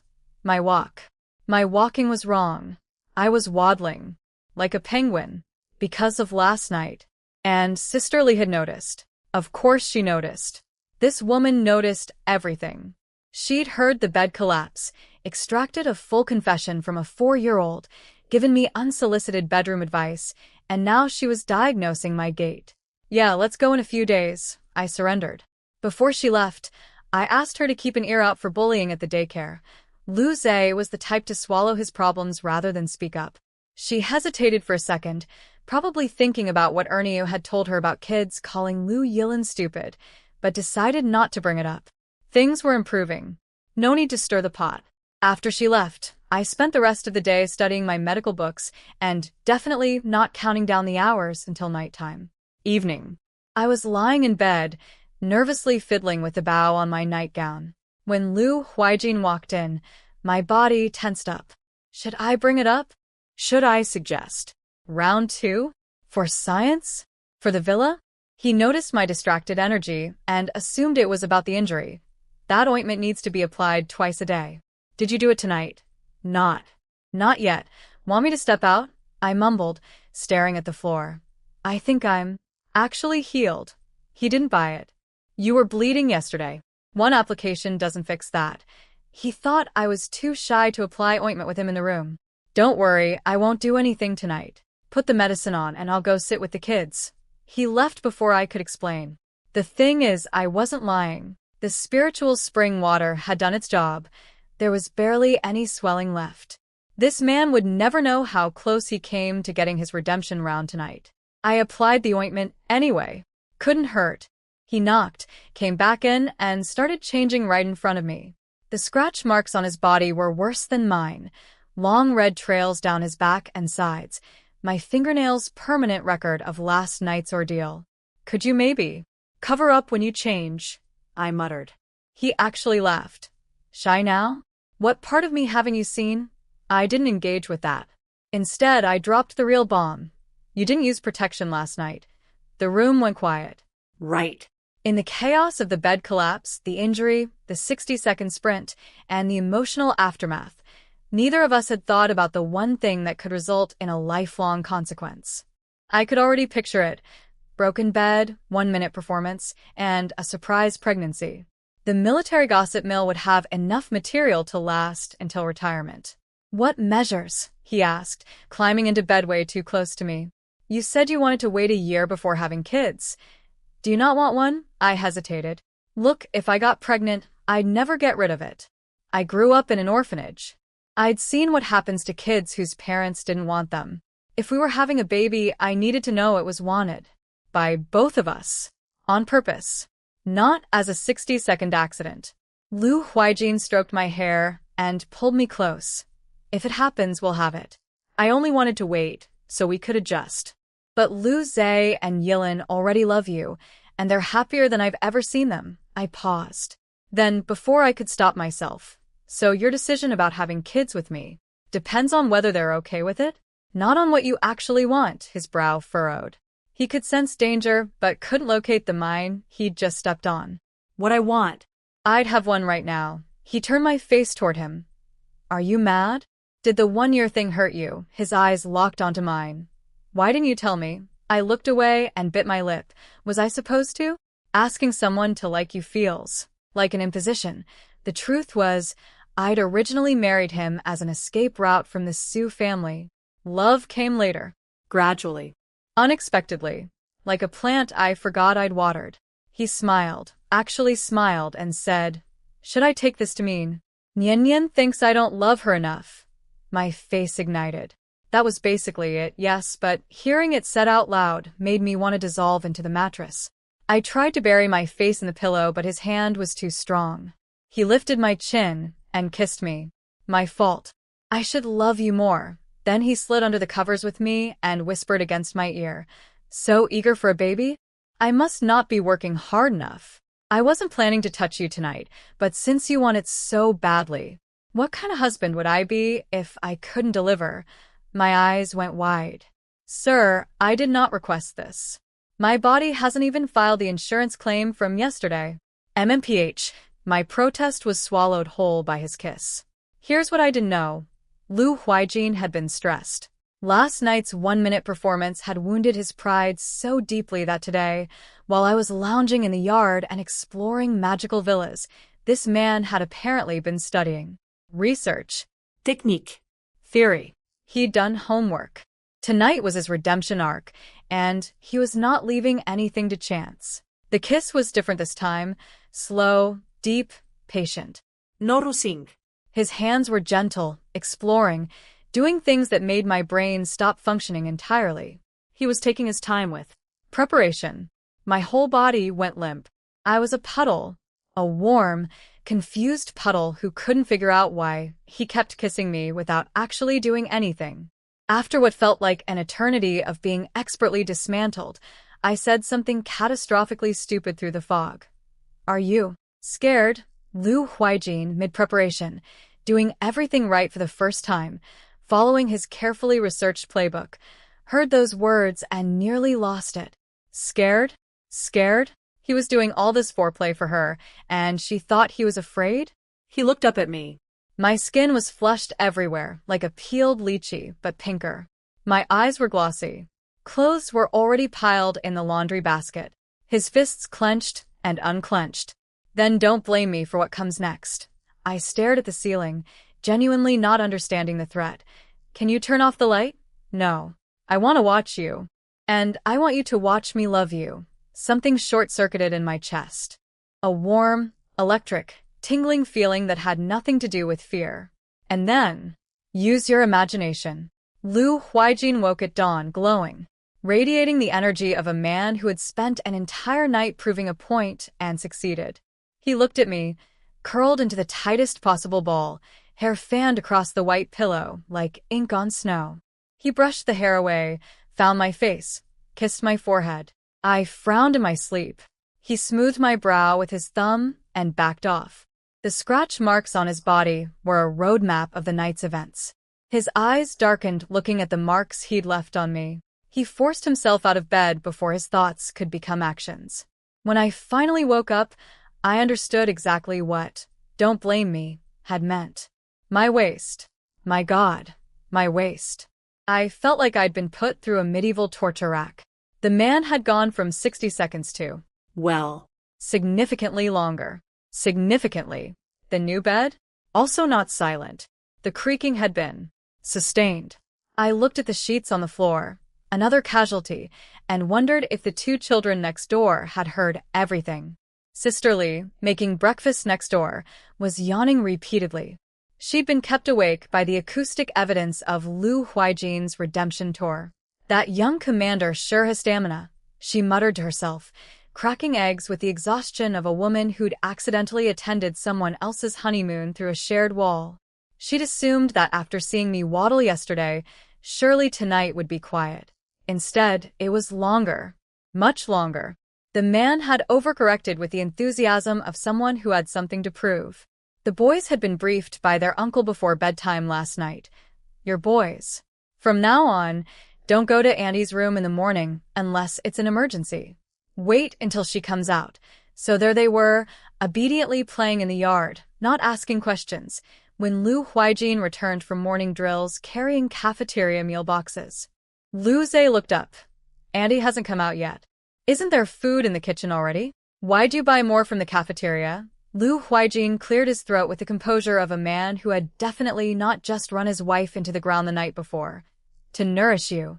Build your strength. The food was for me, obviously. Because I couldn't walk, let alone cook. But sure. For the kids. Very convincing, Commander.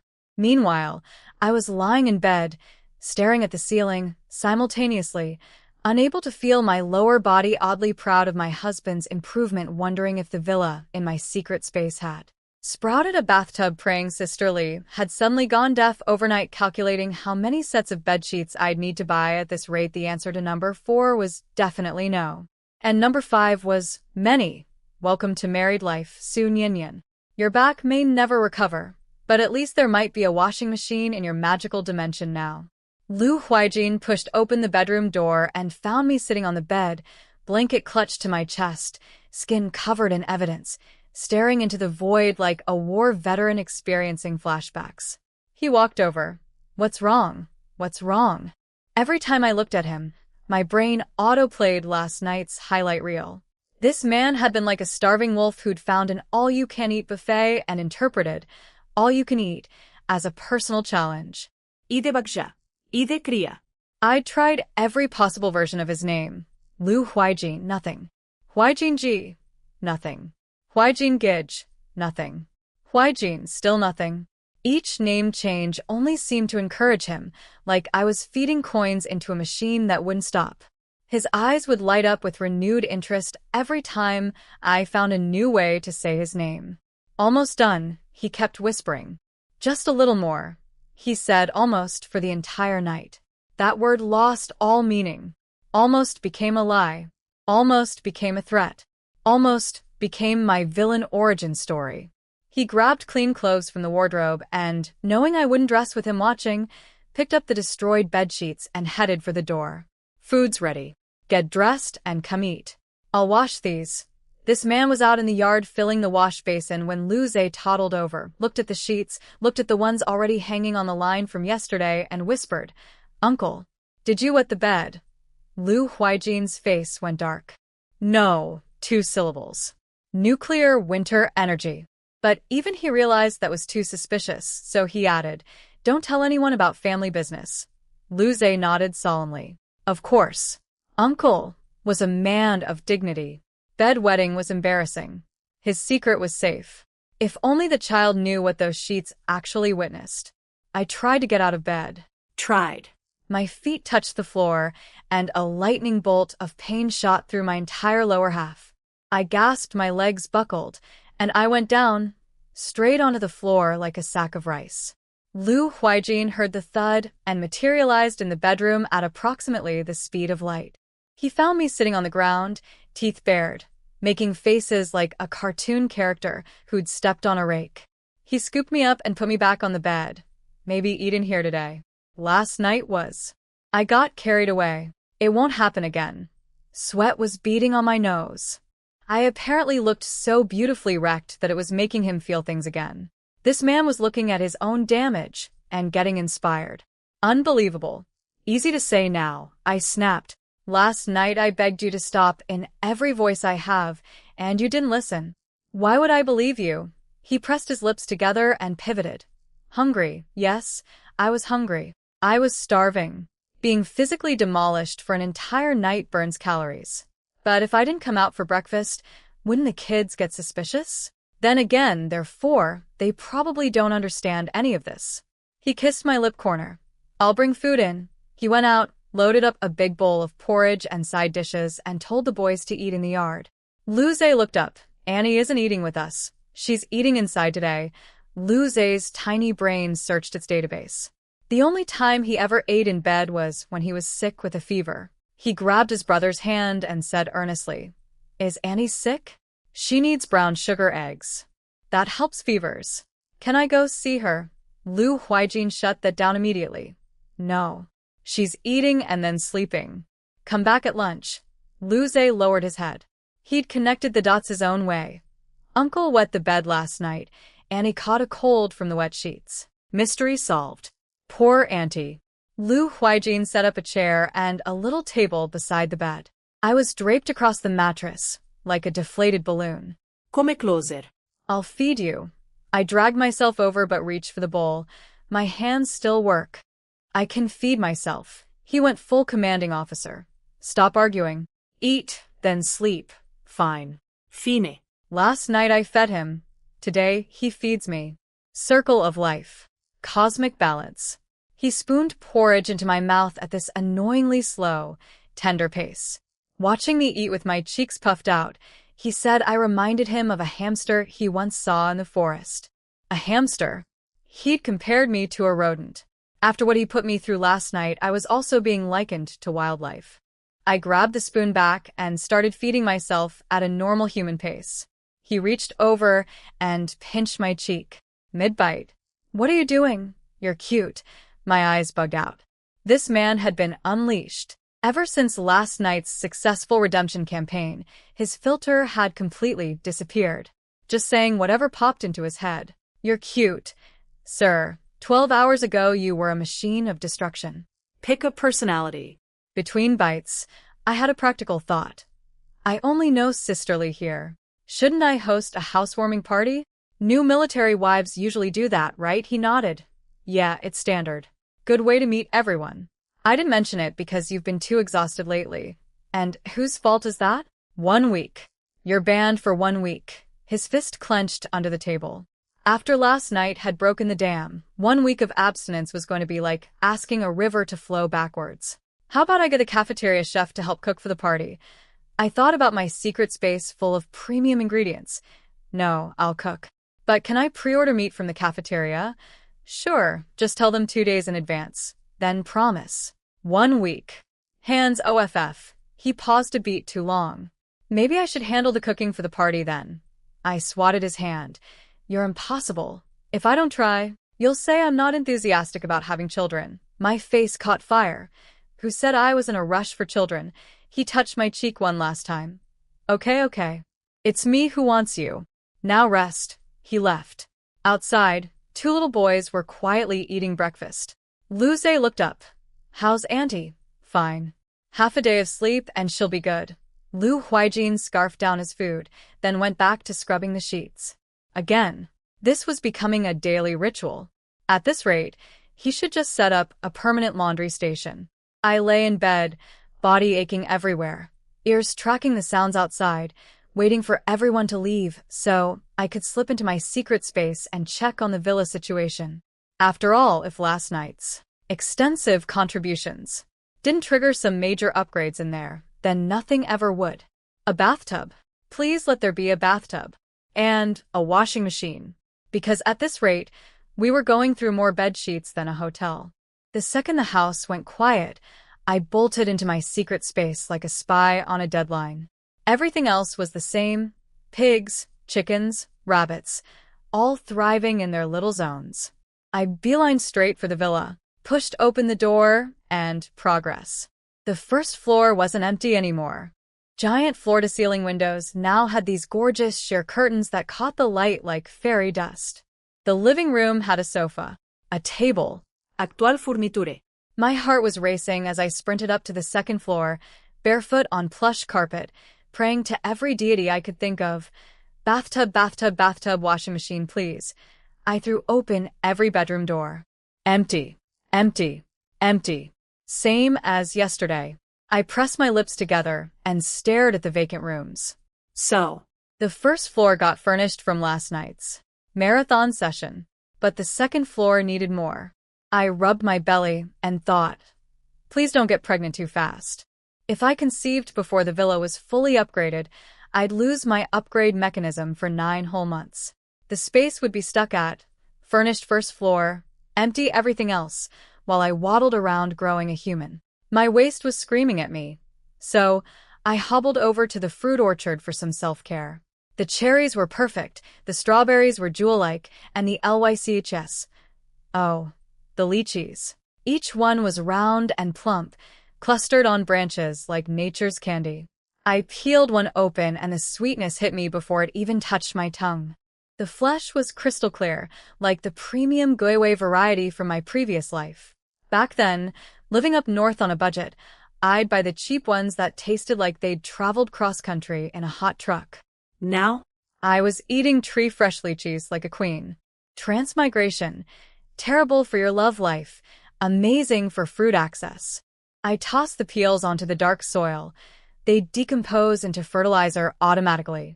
This space was basically a self-sustaining ecosystem with zero waste. Take that, modern agriculture. Then I dragged the wooden bathtub into the space and drew a hot bath. I only dared add a tiny bit of spiritual spring water. If Lu Huaijin decided to inspect his handiwork later and found me miraculously healed, questions would be asked. But the important areas? I went all in with the spring water. Soaked and rinsed until everything was back to factory settings. Good as new. If he asked, "That ointment you got is really effective, babe." I soaked until my soul felt clean, then stepped back out into reality. The vegetable garden was flourishing. The transplants from Sister Lee were practically glowing with health thanks to the spring water. Even the seeds I'd planted were already poking tiny green shoots through the soil. At this rate, I'd have a full garden in days instead of weeks. Feeling domestic and productive, I pulled out some military green fabric and sketched a design for 2 little backpacks for the boys. I could embroider flowers, plants, little realistic designs, but I couldn't actually sew a bag to save my life. In another timeline, if Lu Zhe and Yilin had been girls, I could have crocheted them adorable little purses with yarn. But they were boys. Little wild monkeys who destroy anything cute within hours. I grabbed the fabric and my sketch and headed straight to Sister Lee's. "Sister, you home?" She was feeding chickens in the yard. She looked up and saw me carrying a mountain of fabric. "Girl, what's with all that cloth?" I handed her my design. "Could you sew 2 backpacks from this?" I drew the pattern, 2 compartments with these dimensions. She examined the sketch. "This is actually pretty clever design. 2 layers? Sure, I'll bring back whatever fabric's left over." I could tell she was thinking, it's daycare. These kids could carry their stuff in a tied-up rag, and nobody would care. But she didn't say it. She just felt the fabric and her eyebrows shot up. "This isn't regular cloth. This was meant for clothes, wasn't it? It's so dense and soft." "Yeah, Lu Zhe's grandma bought it originally. And you're cutting it up for backpacks? Girl, you're something else." We went inside. I put the fabric down and then casually produced a jar of homemade meat sauce from my pocket like a magician pulling a rabbit from a hat. "Made this myself. People say it's pretty good. Try some. Labor isn't free after all." She was using her own thread and needles. The least I could do was pay in condiments. This particular batch was loaded with meat. No skimping, no filler, just pure savory deliciousness from my space-raised livestock. Sister Lee tried to refuse. "For 2 little bags? That's too much. Take it. Take it." I shoved it into her hands and ran. She watched me sprint away, and her jaw dropped slightly. After what she'd heard through the wall last night, she was expecting me to be crawling today. Instead, I was running around like nothing happened. Kids these days recover fast, she thought. She popped open the jar, took 1 sniff, and her eyes went wide. Spicy, savory, rich. She stuck a chopstick in and tasted it. Half. Meat. At least. She made a decision on the spot. Those backpacks were getting finished tonight, even if she had to sew until dawn.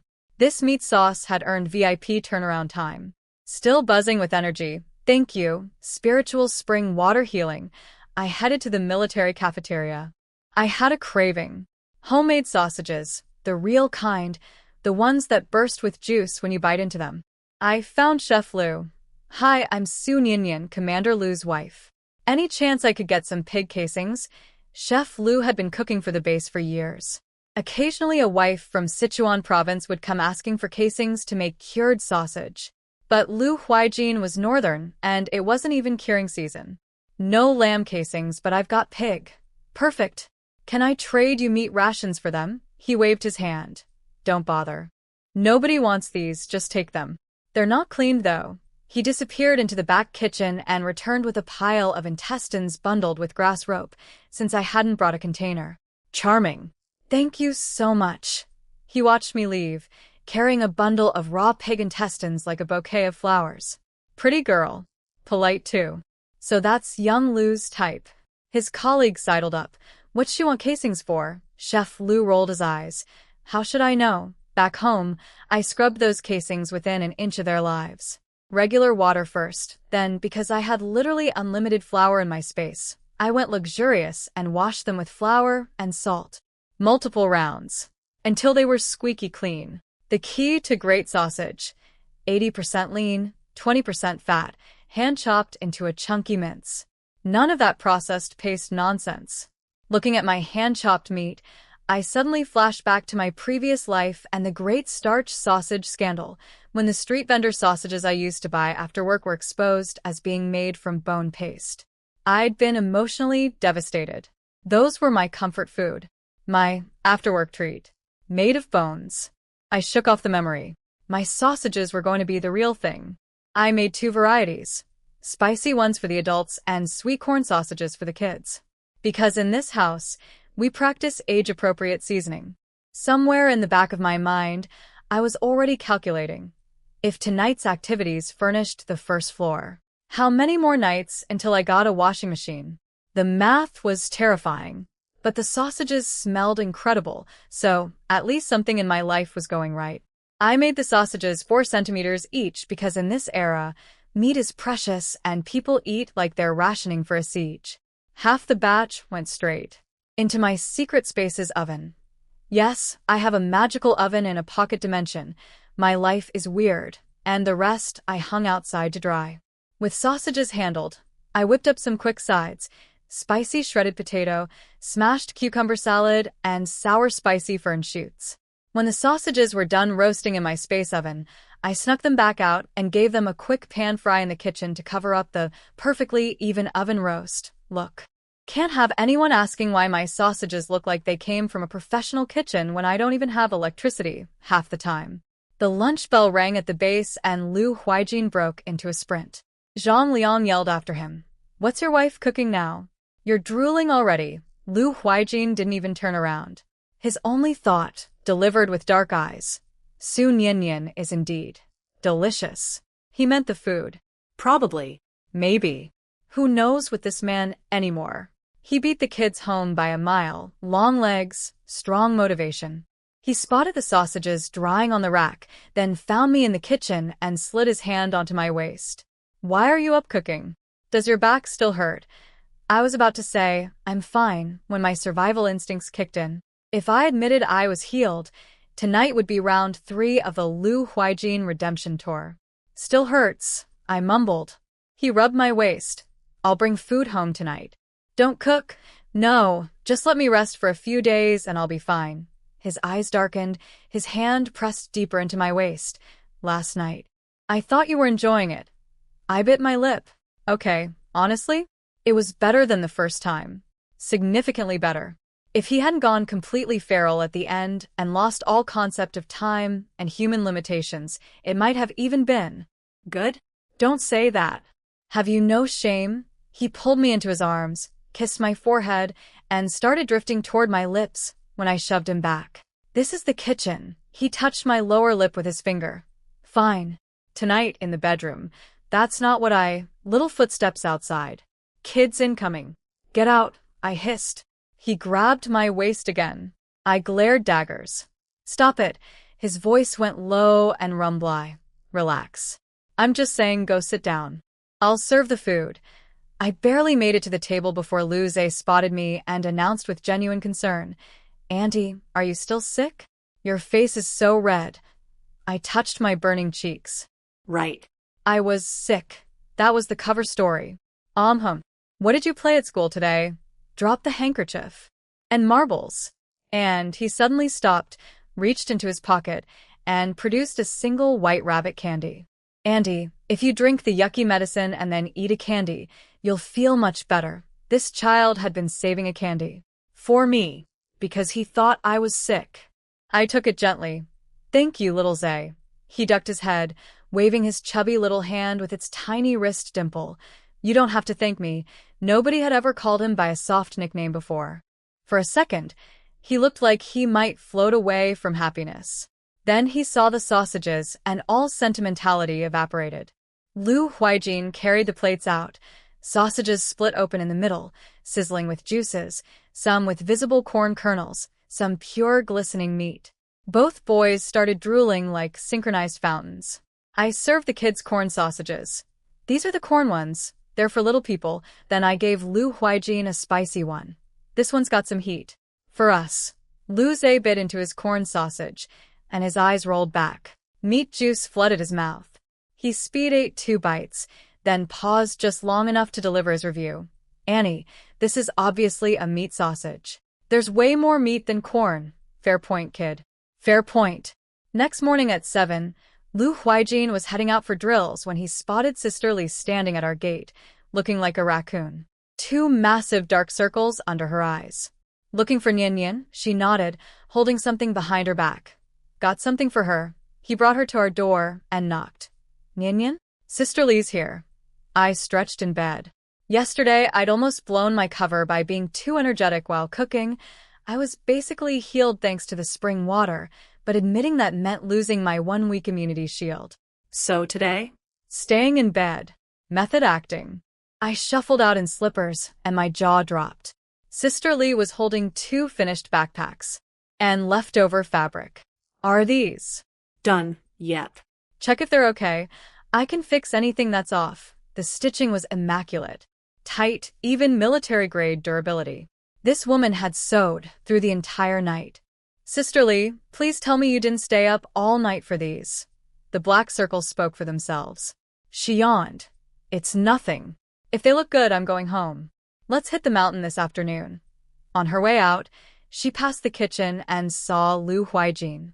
Cooking. In an apron. Making breakfast. For his wife. She rubbed her eyes. Was she hallucinating from sleep deprivation? Nope. Commander Lu was genuinely in there, stir-frying vegetables, like it was the most normal thing in the world. She walked home in a dark cloud, sat down at her own table, plain porridge, plain pickled vegetables, made by herself, looked at her husband, and glared. Her husband touched his own face nervously. Is there something on my face? Why are you staring at me like that this early? Ernie, helpful as always, chimed in. That's not her. You have something on your face, look. That's her. I want to hit you, look. Husband's face darkened. You want to hit me? Sisterly bit into her pickled vegetable with the energy of someone biting into injustice itself. Yes. Because this food is garbage. Her husband sat there bewildered. He hadn't done anything wrong. The pickled vegetables were ones she cut. Why was she mad? And that, dear husband, is exactly the problem. You do nothing. Nothing. While the man next door is cooking breakfast for his wife in a kitchen that smells like heaven. I brought the backpacks outside and called the boys over. Look, backpacks. You like them? Lu Zay's eyes went round. For US? No. They're for the chickens. Yes, for you. 1 each. Lu Zay threw his on immediately. Most kids in his class either had no bag or just a tied cloth sack.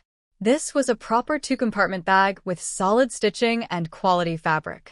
Auntie, it's beautiful. Lu Yilin clutched his bag strap with both tiny hands, holding it against his chest like a treasure. I pointed at the blank front panel.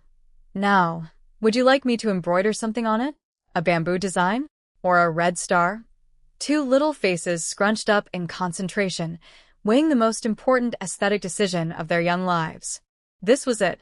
This was the stuff that mattered. Not collapsing beds or 1-minute performances or magical villa upgrades. Just 2 little boys who'd never had anything made specially for them, holding brand new backpacks in the morning sun, trying to decide between bamboo and stars. My heart was so full it hurt, but also my lower back still hurt. 1 week, Lu Huaijin. 1 week. Lu Zay thought the backpacks were already perfect. The idea that I could embroider something on top was blowing his tiny mind. I want a red star, he declared. Then Lu Yilin, silent, mysterious, ant-watching Lu Yilin, puffed out his little cheeks, made a shape with his hands, and said, "Corn sausage." My smile froze on my face like someone had hit pause on a movie. Did he just Talk. Lu Huaijin was in the kitchen, and I could feel him short-circuit through the wall. 1 full second of buffering. But Lu Zhe? Lu Zhe exploded with joy. He literally jumped, tears streaming down his face. Brother, you can talk. You can talk. This kid had genuinely believed his brother might be disabled. He'd carried that fear alone, defended his brother from every bully and every whisper, and now, over a sausage, his brother spoke. The first words Lu Yilin ever said in front of me weren't hello, or thank you, or I love you. They were corn sausage, and honestly, that's the most authentic thing a toddler has ever done. He went quiet again immediately after, like he'd used up his daily word quota. But I wasn't letting this moment pass. So, You want me to embroider a sausage on your backpack? What about that sweet milk tea you liked? I could add that too. Lu Yilin remembered the milk tea's sweetness and nodded. Yes. 2 interactions. Back to back. This child was on fire today. I realized that the future criminal mastermind who would systematically hunt down every person who hurt his brother was currently just a chubby toddler who could be bribed with meat products.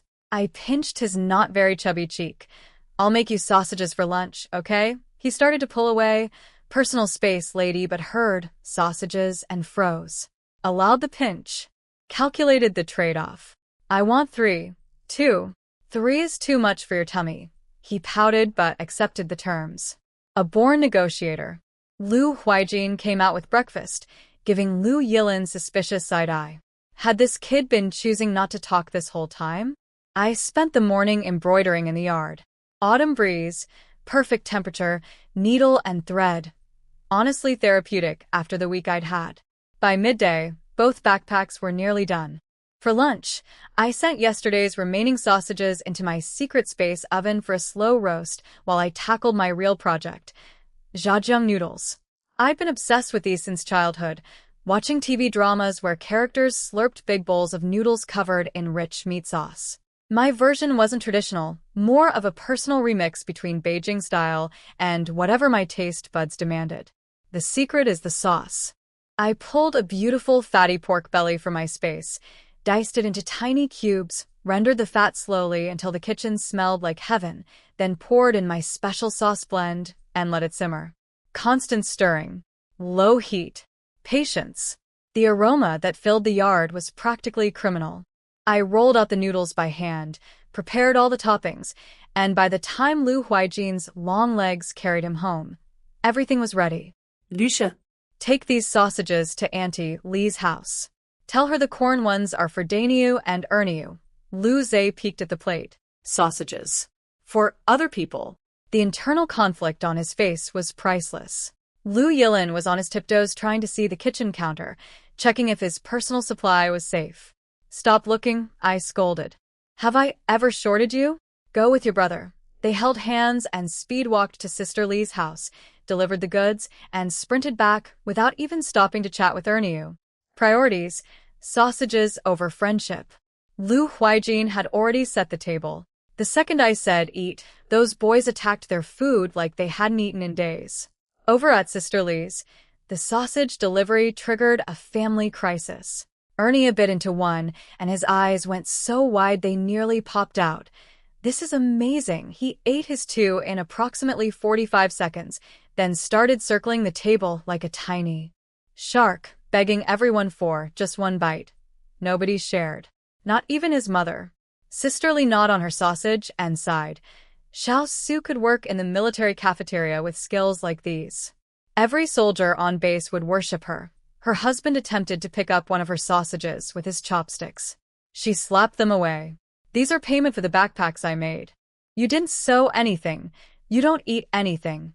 Erniu immediately pivoted to buttering up his mom, sensing she controlled the remaining supply. Smart kid knew where the power was. That afternoon, Sisterly knocked on my door. Mountain trip. We'll just stick to the edges, nothing deep.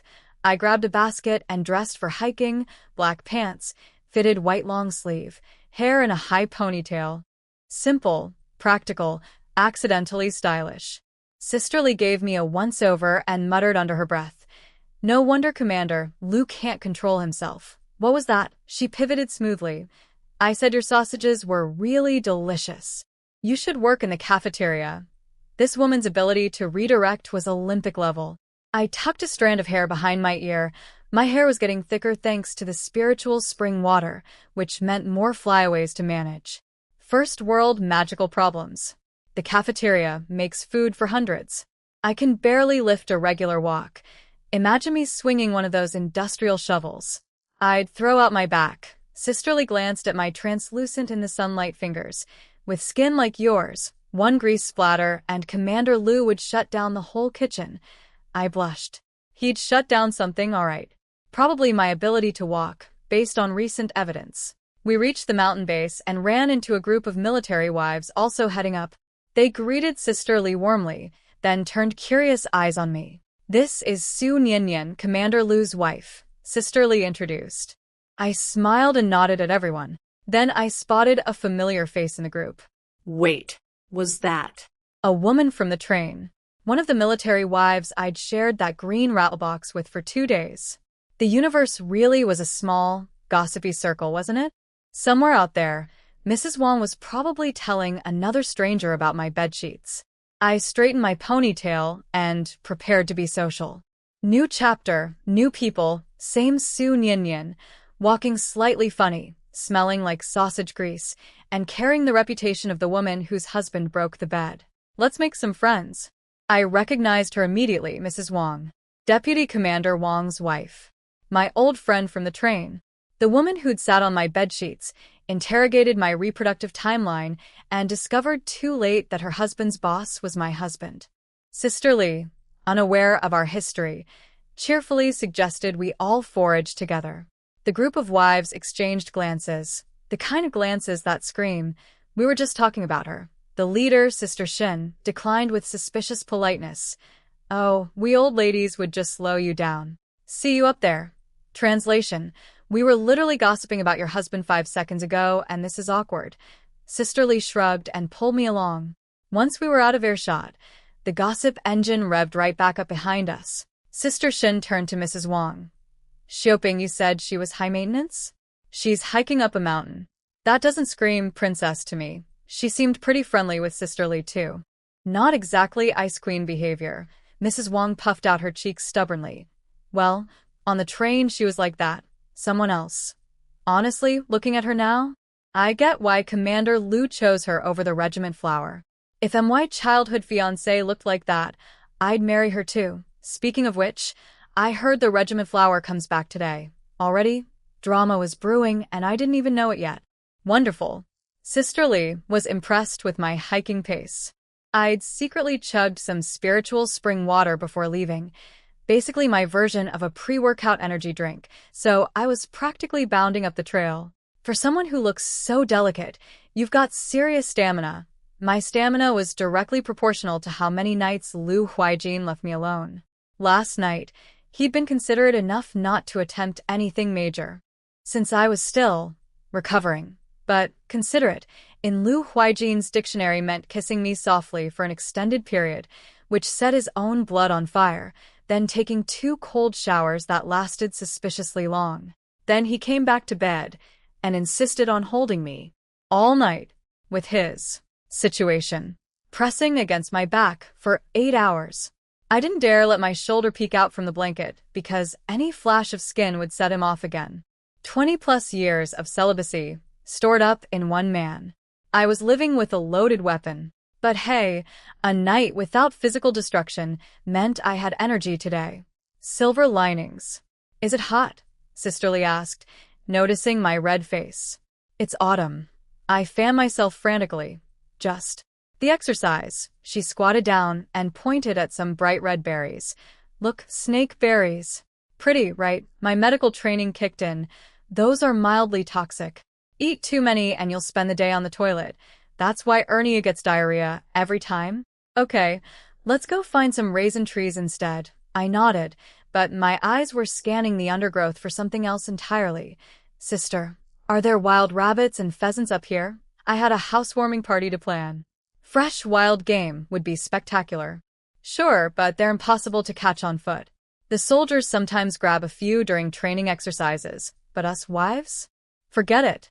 Those rabbits are fast. What if we dig pit traps? I brought grain for bait.